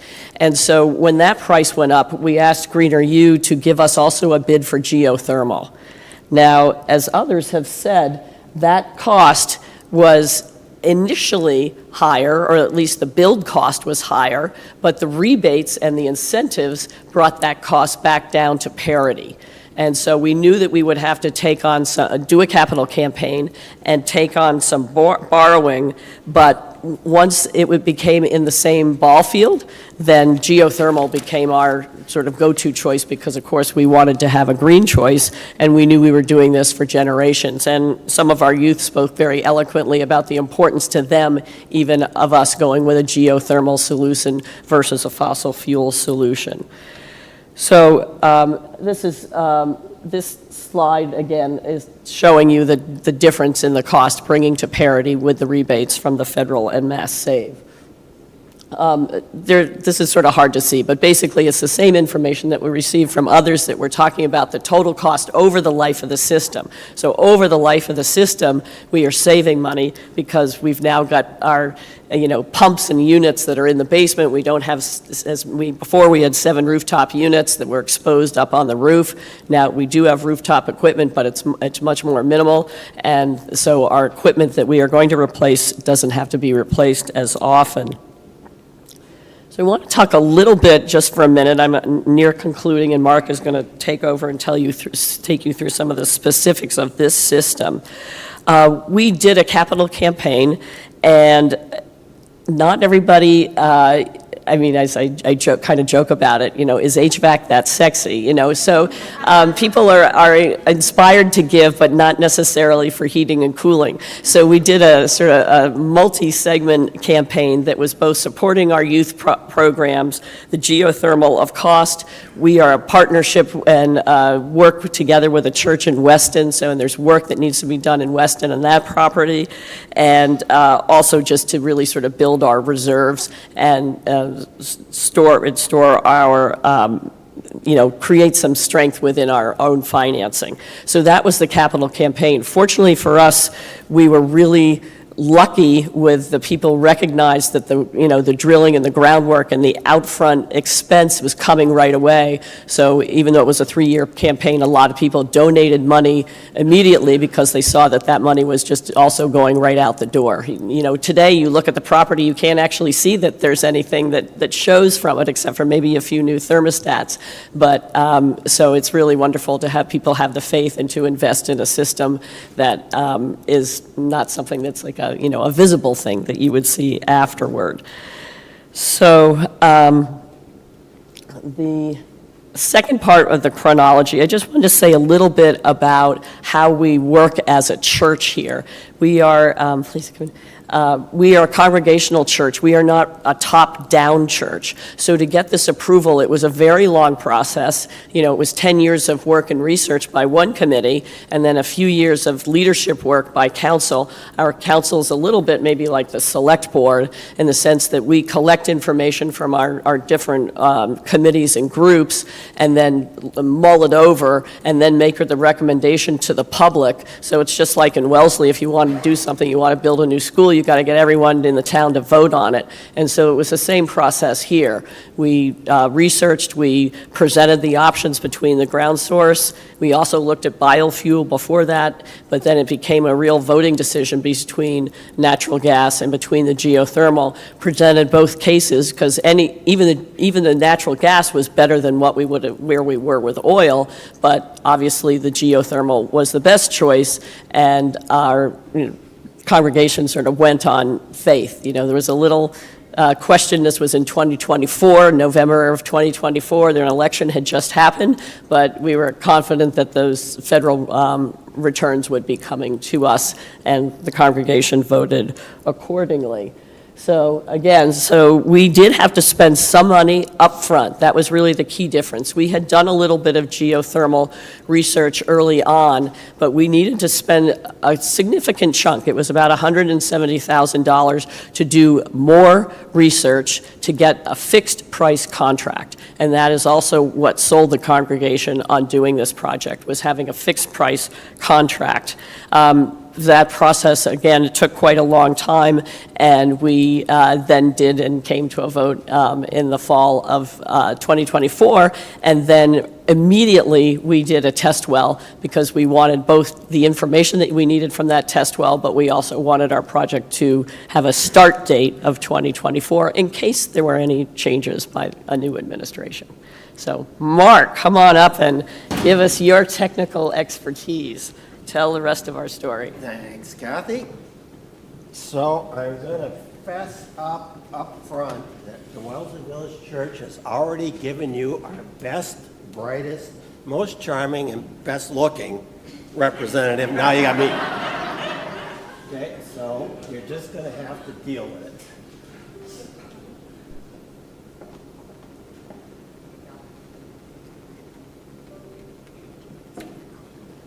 Okay, so you cannot have entered this building without going over the well field.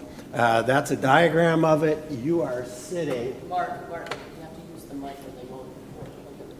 Command voice won't work? Okay, all right. So you cross the well field coming in here. It's 18 850-foot wells. Your tour of the well field, look out there, that's it, we're done. Okay, that's all there is to it. There's nothing to see. It was like right out of Dallas, Texas, when we were drilling the 18 wells, though. 850 feet deep, and that's to get the right amount of BTU out to do that. Which, what does that mean in reality? It's almost 6 miles of underground piping to put that down there, and that's our heat sink. Just real quickly to kind of tie together what Rob and what we saw at the building there, and Kathy said, we're a hybrid system. In a retrofit, our air ducts were not sufficient to push enough heating and cooling BTUs down into our rooms by themselves. We had to use the baseboard radiators also for heating. So that's what you see here in the heating mode. Radiators, and then the air coming down from the roof. Well field over there. You're going to see this real live if you go on the tour, and there's more to come, so hang on. There's also the cooling mode. The most interesting thing to take away in the cooling mode is you'll notice the heat pumps aren't even in it. So the groundwater coming out of the ground is plenty cold to do the air conditioning. So in the cooling mode, you bypass the heat pumps. They don't run at all. You're just the cost of a fan and pumps. So air conditioning is by far and away our cheapest mode. We didn't put that into our calculations on our ROI and stuff. We're actually seeing much better because now that we've figured this out. Then, hold it. There's this mode, and this is the spring and fall mode where, like today, you got sun coming on that side of the building at a low angle, and you got the cold brick side on this side calling for heat, that side calling for cooling. So this single system can operate in a dual mode where cool air is coming down to the rooms that need it. Does everybody feel comfortable in here? Feel that air conditioning? This is a monumental, incredible, amazing day for the Wellesley Village Church because, why? It is the very first day ever in the history of the system it's operated in the cooling mode. And due to Mary Beth's advanced planning, she knew that, she picked this day, and you are here to see it. And it's actually in the mixed mode, so you will see both heating and cooling going on. All right, so there you are. Who knew? I didn't even know this morning when I got up. So now I'm going to switch over and show you a little bit about what this actually looks like when you're doing it. Log back in.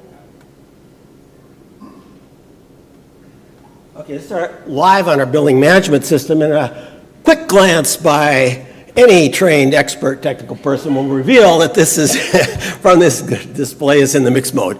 But actually, how many people here would kind of consider themselves somewhat technical into the HVAC? Okay, at this point, stand by. Your hearts ought to be going pitter-patter, pitter-patter, pitter-patter, because you are going to see something that other than me, nobody until this moment has ever seen before, which is the system operating in the mixed mode.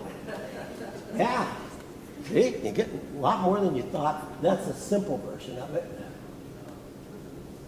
Let me go to the advanced. Okay, so this is the air handling unit that is cooling this room. We are Burke Chapel, and you can see our dampers open 100% for, yes, cooling air coming down for the first time ever. And what happens is we take the return air from the building coming in on the left, we mix it with outside air also coming in on the left, and here's what's different. It's not red like it has been for my entire life with this system. It's blue because we're cooling the air for the very first time. And you can see our supply temperatures like 70 degrees, and we're cooling it down to like 62. It's coming down to the room, the fan's blowing it. And you can drill down through this. This is a nice, easy graphical display for us to see what's going on with each of the two air units on the roof. The other one looks just like this. And we have everything that was described before, remote notification, graphs of what's doing, history, all that stuff. And we can do this. I do this from home regularly too, because I'm such a boring individual. What else would you do? So what that looks like from the heat pump view, and this is what's really, there's a lot of information here, and actually this is the simplified. The ground wells are on the left, and you can see it says from the ground it comes in, you can see pump 3B running, and if you go on the tour you can go touch pump 3B, and that brings the cooling water up from the ground. It goes into the heat pumps, and the heat pumps are operating because remember we're in the mixed mode. So you can see we're sending 84-degree water out to the radiators, which is sufficient to heat. It could go up to 110, but that's sufficient at this time of the day to heat that side of the building over there. And we're sending 57-degree water up to the roof, and that's what's cooling what's coming down in here. So there you see it, the mixed mode in operation for the first time ever. Woo! You don't know how big that is as a person, who has to answer if we walked in here and we're all sweating and it isn't working on the very first day it was supposed to. And this was all automatic. This is no hands, no agents, no nothing. It meets the algorithms for rooms calling heat and rooms calling for cooling, and it says, I got to be in the mixed mode, and boom, there it is. Okay? Happened, actually switched this morning just after I had breakfast. Now we can also do things like monitor what all the rooms are doing. And so we're here in Burt Chapel, and one thing you'll notice is our CO2, or our carbon dioxide is way up because we have a lot of people in here. So it's pushing more mixed air in here, and our temperature is a little bit up, so it's pushing more cooling down, and you can see what all the rooms are doing. We're looking pretty good. This is the side that's getting heating, this is the side that's getting cooling. And you can drill down into each of these if you want to know, let's see what's going on here.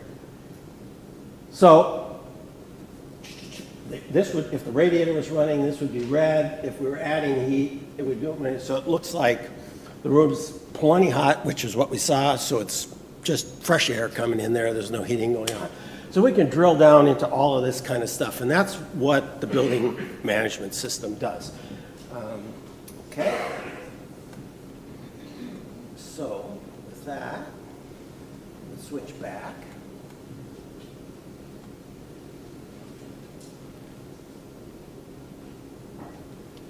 When you go down, if you're going to go on the tour, this is actually it's actually much nicer now. It's all painted white. It's got nice flooring, steps, and all that. Other than the vertical ladder going down. So for me as a submariner, this is old home week. For you guys, it's as close as you're going to get to a nuclear submarine engine room on land. This is what the 3 heat pump units look like. Those 3 gray cabinets. There's 2 heat pumps in each, 6 total.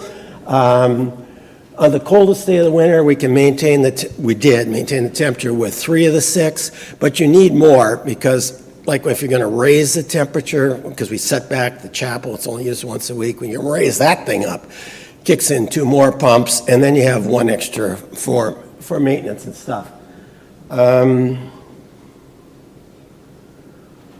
Here's some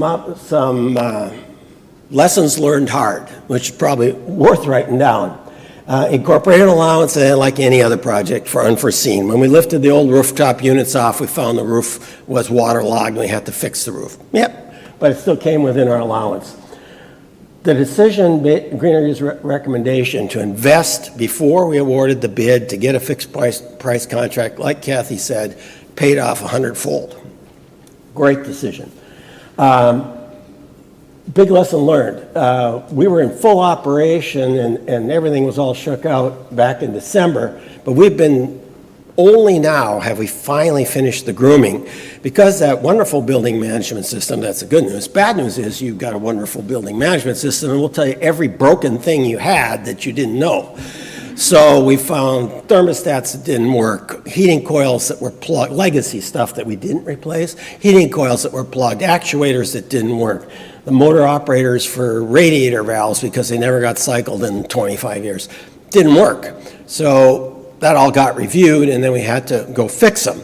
And when you're trying to balance out a heating system, you can imagine this one as go to your front yard and hook 47 garden hoses to 1 faucet with different nozzles on the end, and then take a giant fan and run 200 lines, some of which have heating in them, off in there. Now, balance the output. If you change one, the whole thing shifts because it's all coming from one thing. So it's a very gradual, daily, we're looking at this thing for the last 3 months, tweaking this room, that room, blah, blah, blah. And as was described, you always have the individual factor. We have one of our pastors originally from Lebanon. His room's got to be at 80 degrees.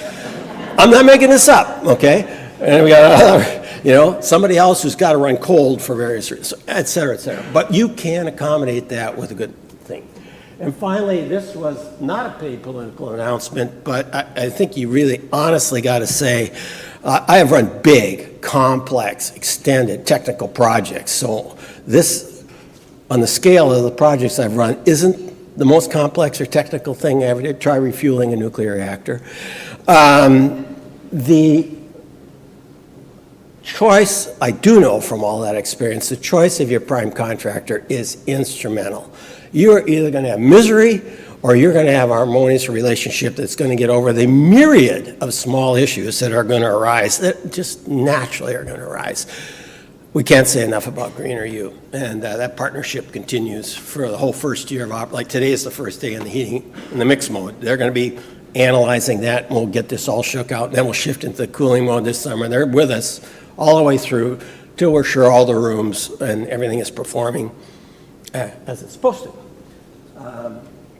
So with that, here's just some, if anybody wants to see what it took to build this, we have week by week, actually that's every 2 or 3 week videos up on our website that takes you from the first well drilling all the way through to the completion of the system. So whatever you want to see about doing it, it's up there. I just put some selected photos of the well drilling operation. Here's the well field coming into the building. That's the old oil-fired burner. That is the biggest mobile crane I've ever seen in my life, lifting a giant air handling unit. That doesn't look so big up in the air. It filled an entire tractor-trailer truck. They stopped the traffic on the street. The thing picked it up out on the street, lifts it up over the steeple, 880 feet, and onto the roof. Woo! That makes a 10-year-old boy so excited, I'll tell you. And finally, this is what the inside, we can't open these up for you for safety reasons down there, but this is the inside of the heat exchanger. It is not magic. That's your takeaway. It is a motor with a compressor and a heat exchanger. That's it. And some fancy controls. That's all the heat pump is. Now, I'm simplifying the technology and years of engineering that went into something like that. But this is not rocket science. And that's another thing you're going to need to convey as you sell this out to people. This is not new. This is the Freon cycle. It's been around for 150 years. It's that same thing that runs your refrigerator, right? Everybody's got a heat pump in their house, whether they know it or not. And when you get back, you got to get back to those basics and explain to people. That's what's about. So that's it for this. Are we ready to start into the tour? Okay. Well, we're doing a discussion. What's that? We're going to do a little bit of Q&A. The Q&A, okay. After the Q&A, during the tour, the reason I'm saying this is I was gone yesterday, and Kathy and Mary Beth set it up. Wherever we're going to get together, which I think is down below, I'll be there to continue answering any questions that I have, and Kathy's probably going to be there too. So we're going to be hanging around beyond just this Q&A. All right? Thank you so much, Mark. Thank you so much. We do have a planned discussion period right now, and so I'm going to invite our speakers to come up, anyone who would like to come up to the table to come up, and we have such an abundance of expertise here today. I actually have 2 additional experts here that we haven't even heard from yet, and I want to recognize Caitlin Asepchuk, who is an associate with HMFH Architects with 12 years of experience designing K through 12 learning environments. She was the project architect on the Fales Elementary School in Westboro, and that facility generates about 15.8% more energy than it requires to operate. And we also are so lucky to have Angie Alberto Escobar here. She's director of the gas to geothermal, the gas to geo transition at HEAT. And she leads efforts to shift from gas to network geothermal systems with equity at the core. She supports municipalities in assessing geothermal potential and coordinates with technical partners on engagement strategies and more. So and can we get a chair for Caitlin? So maybe yours, yes. Thank you. I just want to, I feel, we know that there's a lot of questions in the audience. I just want to give just very, very brief time for Angie and Caitlin to speak if they would like to, and maybe just 2 minutes max. Angie, if you wanted to speak a little bit about the preparation and how to position a community for network geothermal.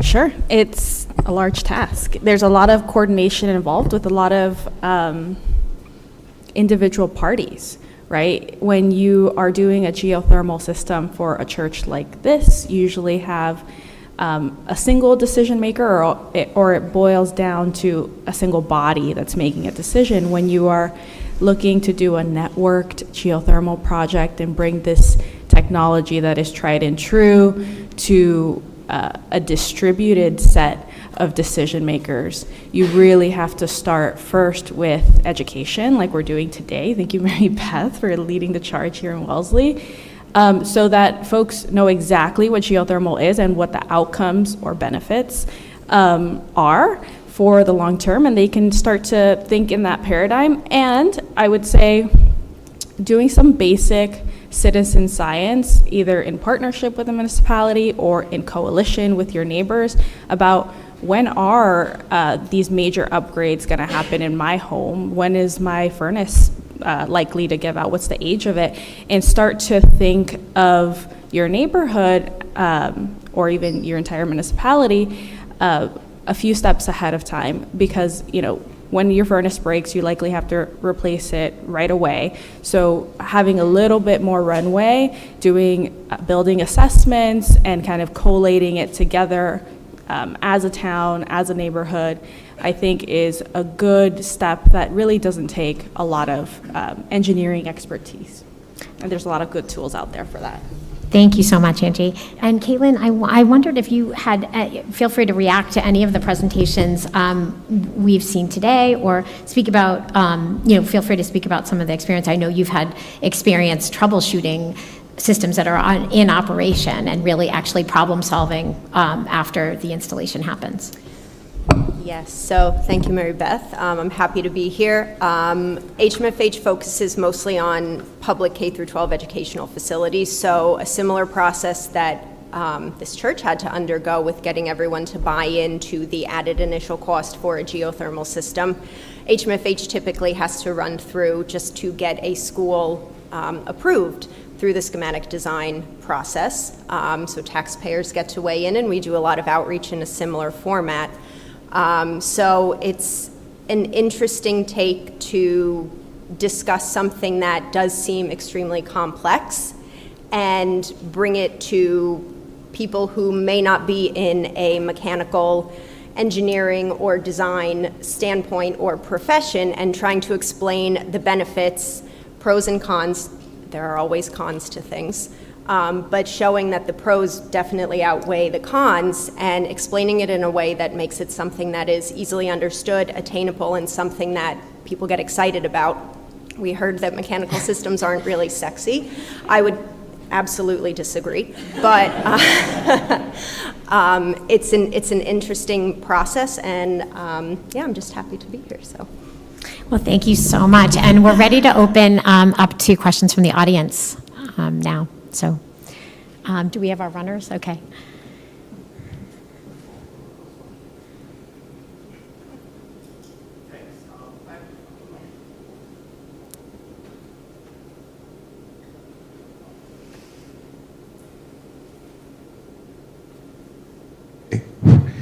I've got a kind of a business structure question that I haven't heard yet.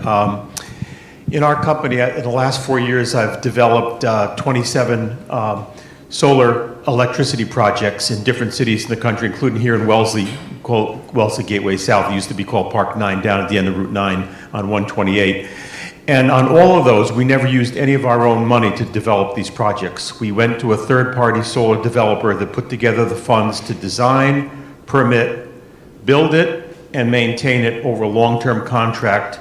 And what we do, the property basically pays a price per kilowatt hour for the solar electricity generated, which is a little bit lower than the current, utility price. So the property saves money, and we've avoided tens of millions of dollars of capital and have really gotten a lot of green. I haven't heard that structure. Does that exist in geothermal projects where you have development companies that can do that business structure, and the property would just pay for the energy that comes out of the geothermal system net into the building?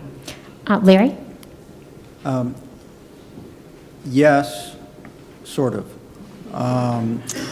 There was a tax code limitation that stopped third-party ownership of geothermal systems that that just ended at the end of last year. So those kinds of arrangements are starting to happen, but have not been real common yet.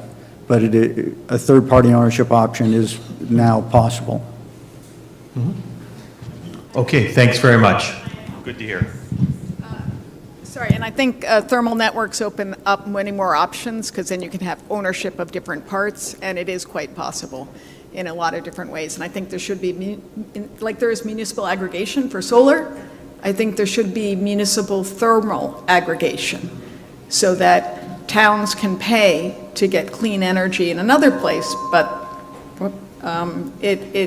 it would work out financially for everybody too, so that, to add that idea. Hi, thank you. This is amazing. Thank you all for everything that you're telling us. It's great.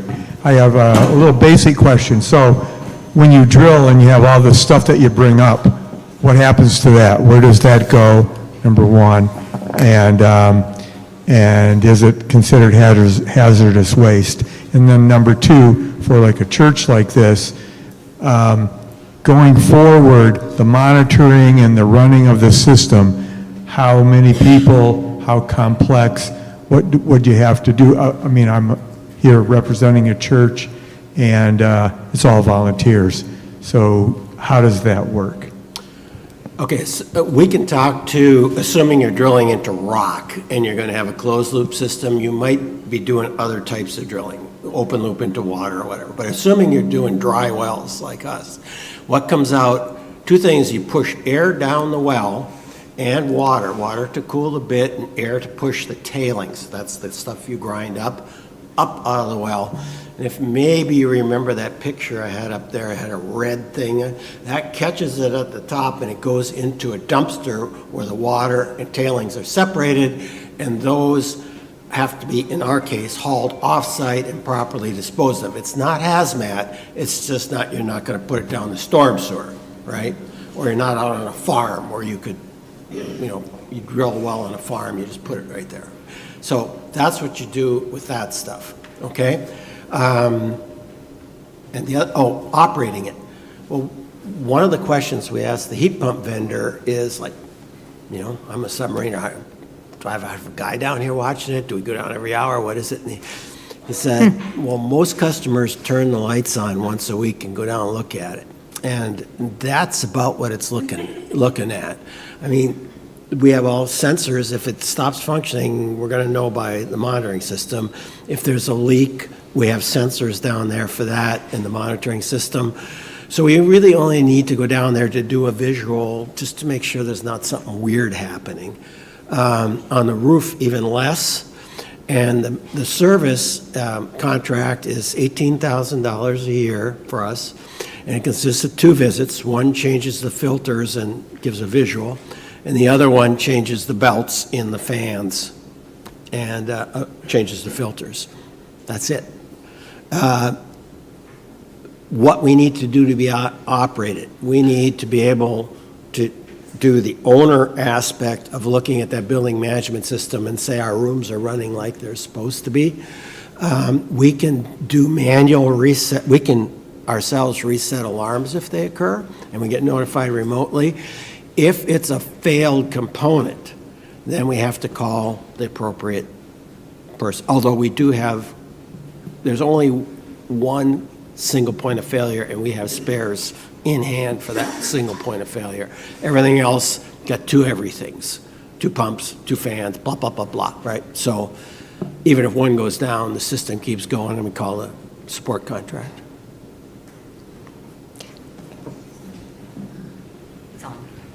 Question for Mark again. You get two up right away. You pointed out how essential it was to commission for 3 months afterwards to to be ensure that the performance standards that were set were actually measured and met. What were the two things maybe two items in that commissioning process you would have liked to have known as you ultimately installed and operated the system? What did you get from that was essential? I would have tested the components before we started the geothermal and replaced them while I had 100 contractors crawling all over the building, instead of trying to intersperse it between church services and schoolrooms. So I should have known that we would have found failed components, and I should have tested them way back. There's a big lull. Kathy said we dropped that first well, and then there was 3 months of just procurement of materials. We could have easily tested all that stuff, ordered the parts, and then when the contractors came in to do all the heavy work, they would have done that. So that's one.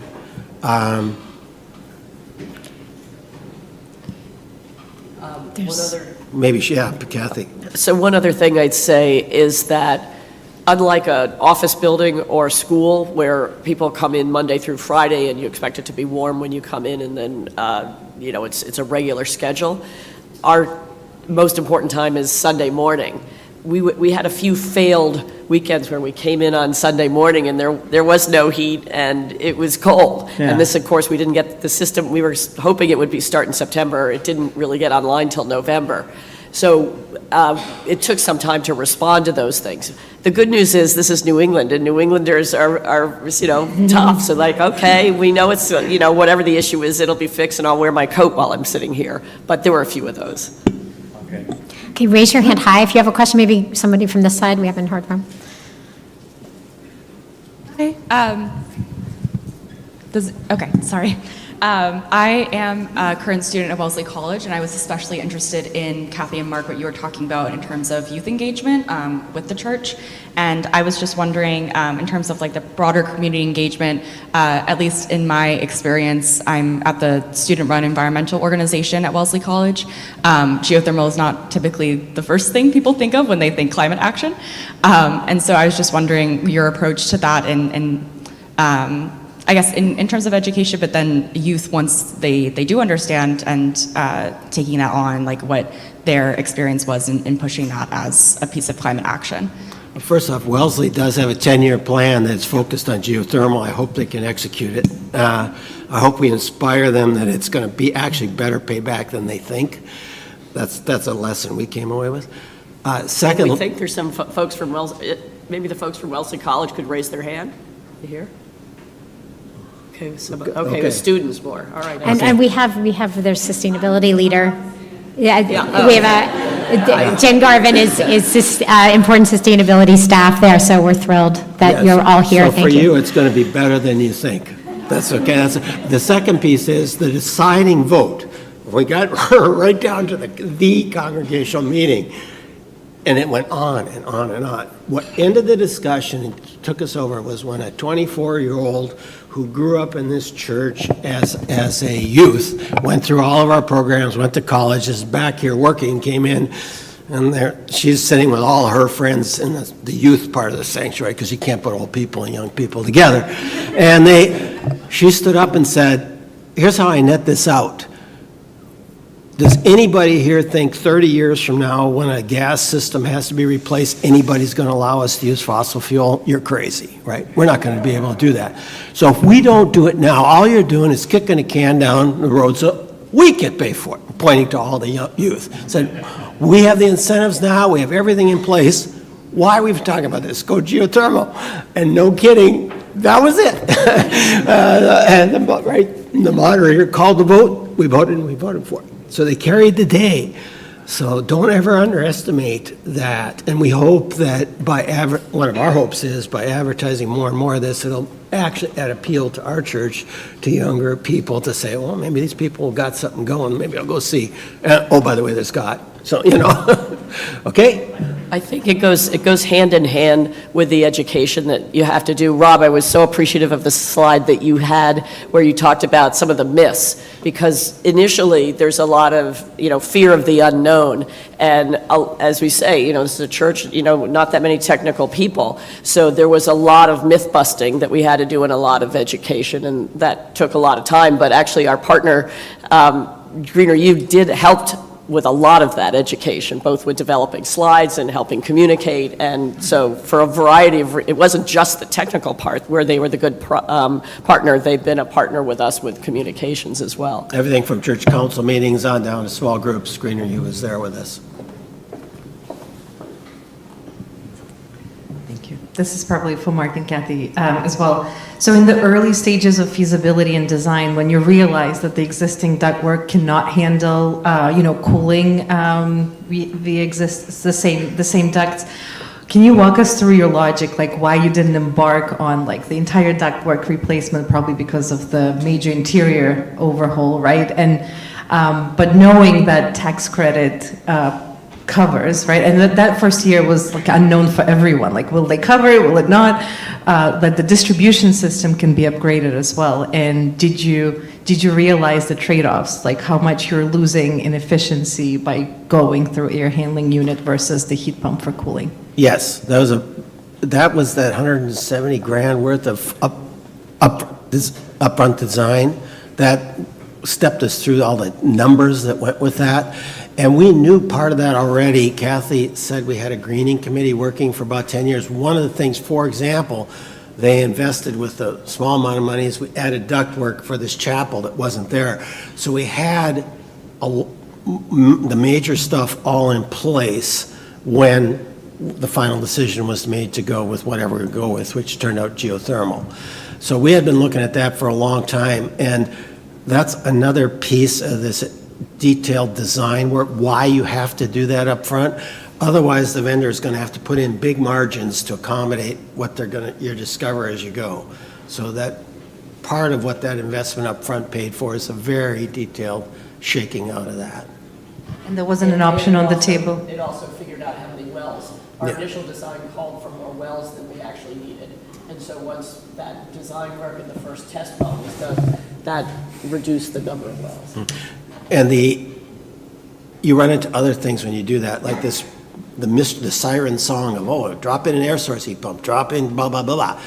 Well, when you actually get down to it, for example, why aren't we doing air source heat pumps? Answer, it would have taken 5 units that are between 12 and 16 feet high. Where are you going to put them? Our roof won't support it. The city won't let us modify an existing historic structure, and we certainly aren't going to put them in the cemetery.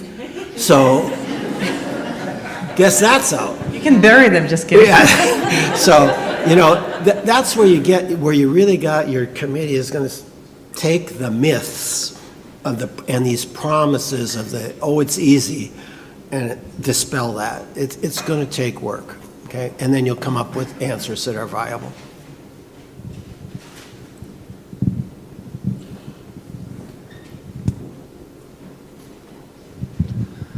This may be too basic for this audience, but you have emphasized the importance or the advisability of getting a fixed price contract. And I want to make sure I understand that concept. What is it? A fixed price contract says we will do the project for X. Top to bottom, side to side. And part of it was predicated, we had done a major renovation to the building in 2002 where we expanded the size of the village common and built more classrooms, et cetera. That was not a fixed price contract, and it kept getting multiplied as far as in the millions. And so there was historic memory of that, and did not want to repeat that experience. Yeah. Cost plus, for example, and stuff. So to be fair to any company to do this, and Greener U was the only one willing to attempt geothermal on fixed price, they told us up front, look, here's what we need. You're going to have to spend this much money, then we're going to know enough to bid it where we can remove the margin. And it took them integrating their major principles, the well drilling, mechanical, electrical, and everybody, all of them sitting down at the table and all looking at this and go, yeah, and it took months. I mean, we started in January with the design. We didn't get till September. So it was this is work, but it really, really paid off. Well, the other aspect is that Mass Save, as a partner, giving us their rebate, which was a large rebate, it was $661,000, they require a lot of the engineering and design. They want to make sure that we're not building something that's too big or, that's not big enough, and then you'd have to come back and do something else. So all of that engineering that was done was not only helpful to the fixed price contract, but it also helped the process with Mass Save. Okay, thanks. We're going to do this. Oh, FYI on Mass Save, that came in, we got the check 1 month after the project went live, right? Yeah, so you can get that check fast, and that's a big help. And just, I don't know if you ever saw those numbers on a $4 million project. Our federal claim, which we're about to submit, is $1.95 million, almost $2 million. It's huge for us. It's just unbelievable. So this corner and then in the far back corner. So we'll do you first. Oh, thank you. My first question is for the audience. How many of you are representing churches here?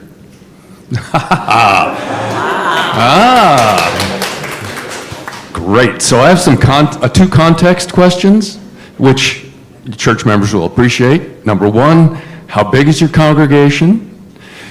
And number two, how much did you spend on infiltration and insulation and building envelope expenses before you started down this road for geothermal, and how important were they to the project, the geothermal project? About $300,000 over 10 years to replace the windows, insulate. There was some other things like lighting, the solar, part of the solar. Yeah, so that was all done to start the project. Are those Mass Save? No, we didn't qualify for much anything.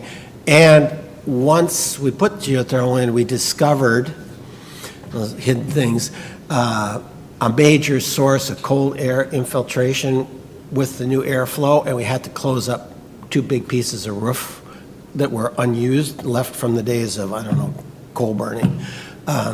When you go down the boiler room, or to the geothermal room, the back room there, one of the pump rooms, that started out as a coal bunker, then it became an oil fuel tank room, and now it's the pump room for geothermal. So 100 years of building history here. So to answer about sort of how many members we have here, we have hundreds of members. There's probably about 200 active members. So. I think we figure 300 giving, no, I think it's more than that. I think we figure 300 giving units. Yeah. Giving units. Now, we are Wellesley, right? And, but that is not all as gold glitters. And the only real big break we got was we came in actually under the numbers you saw up there for the geothermal project, because we borrowed from our own endowments at market rates, but we said we're not going to tap long-term investments, so we planned to go to the commercial market to bridge over until we got the federal incentive. Our capital campaign, which was designed to come in over 3 years, 50% came in the first 4 months. So we did not have to go to commercial markets. So we saved a couple $100,000 in interest. Okay, I think we're back. Hi, I had 2 questions. I hope it's okay if I go back to the network geothermal discussion. Maybe this one is for the woman in the white coat from HEAT. So the first is, I'm intrigued by the idea of shared waste heat from data centers and ice rinks and such. And but one thing that crossed my mind is that some of that waste heat is generated by fossil fuels. So I'm just wondering how you feel about that question. And my second question is, it sounds like you're saying that by increasing the ground temperature in the summer by a few degrees, you're actually in a way saving that heat for the winter. And so I just was hoping you could discuss that a little bit more. Yes, so briefly on the first one, electricity in Massachusetts, our sources of electricity have been getting cleaner and cleaner. So emissions from electricity will change as the grid mix changes. So in terms of the second question was about, sorry. Yes. So, so if you're basically putting a lot of heat in the subsurface in the summer, right? And so in the winter, you can use that heat. And it makes the overall, it's like a battery, right? It's a storage system that because you're saving energy, you're putting heat in the ground in the summer, then you're able to use that heat in the winter. And overall, your balance of how much you're putting in the ground and taking out of the ground ideally would stay constant.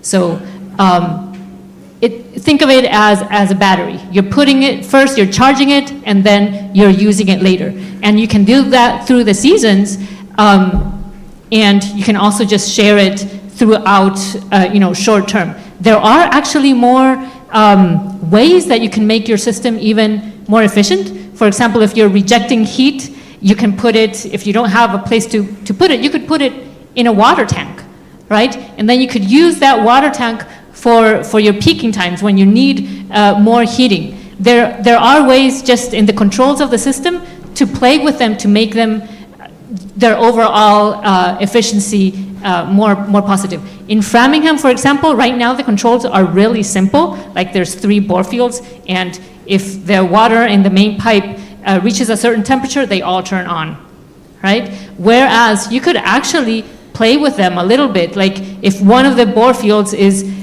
heating up more than others, then you could play with the speed of the pumps. The faster the speed of the pumps that you have in each bore field, the more heat you're putting in the ground at some point.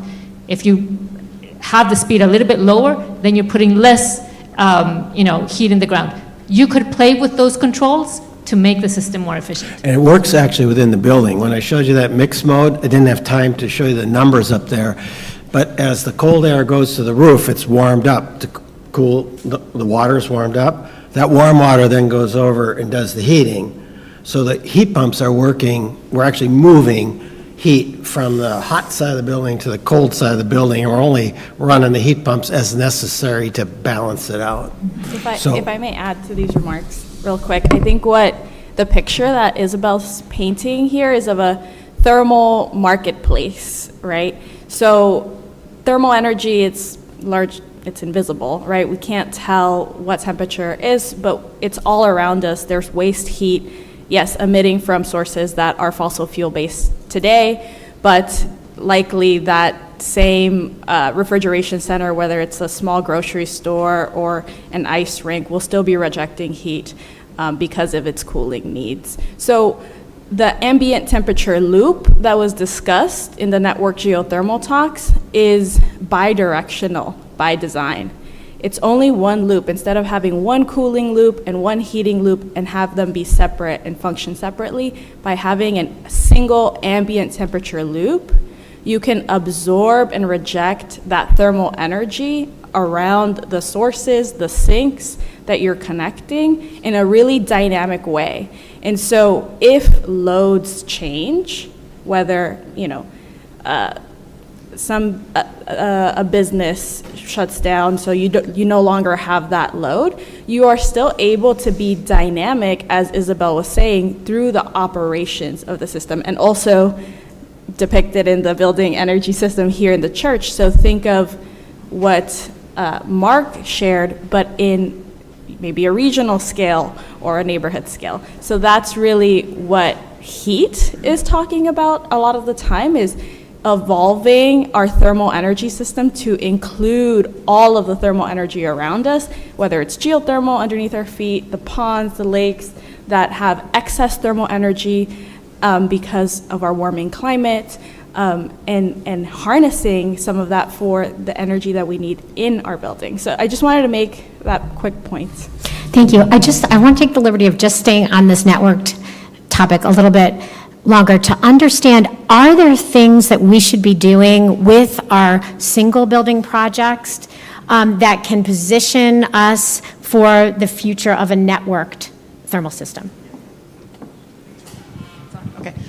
So one of the things I was going to say is there was briefly touched upon the idea with a single building installation of thermal drift, that you might be using, say, more heating than cooling over the year. And so the temperature of the ground, you're taking the heat out of the ground gets colder and colder over the time, and that's called thermal drift. If you, as a church, I guess primarily here, stub out the system so that at some point you can interconnect with a larger thermal network, then you can sell that excess energy, and you can therefore stop the thermal drift. And then, becoming part of that thermal network. So one of the things you can think about is stubbing out your system to interconnect, to allow yourself at some point, if you have thermal drift, to make a problem into a benefit, sell that thermal energy. When you leave today, if you look on the street over here, you'll see these row of offices over there. They're all a single owner. It was originally our aspiration to say, why don't we put the well field down the middle of the street and all the buildings could access it when they want. It just got to be a bridge too far for a church to take on and the timeline we had. But that would be a great example of where it would all work.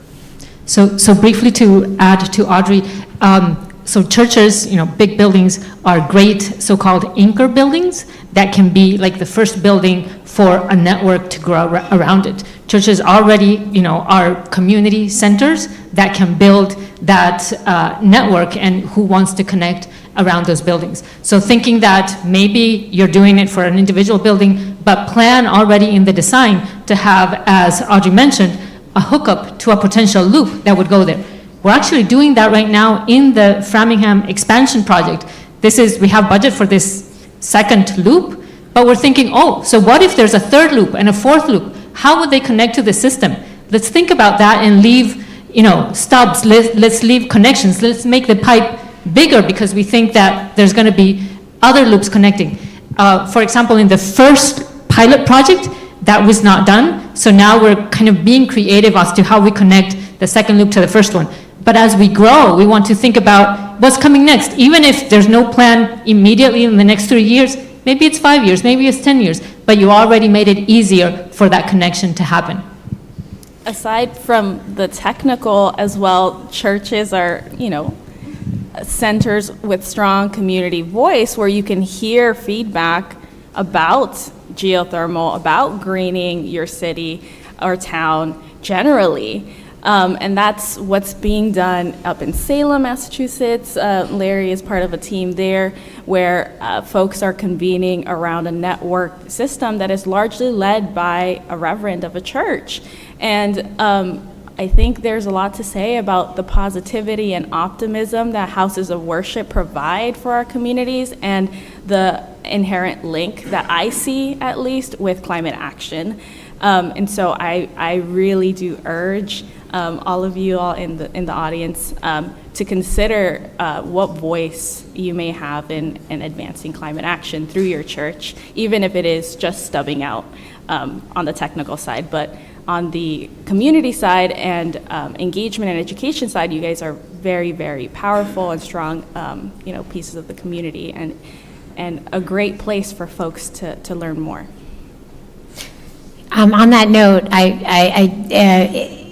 on the houses of worship, I am happy to facilitate connection. I'm sure you already have maybe methods of that, but around among our houses of worship that are here today, happy to help facilitate connections among you as we go forward. Do you want to get this question? If our speakers are willing to stay, I'm still seeing a lot of hands. And I think the question is does anyone want to go on a tour that has to leave by 12? Yeah. Okay, that's a great point. So do we want to maybe some start? of us could go, yeah, maybe we yeah. can start some tours. Yes.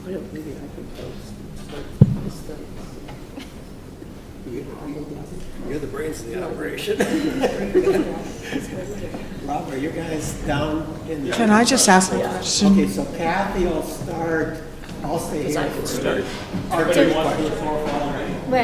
And if people want to stay for some questions, we can also continue to do some of that. If people want to stay for questions, we can continue to take those. Over here, so I don't know if we're gonna get any. She looks like she's...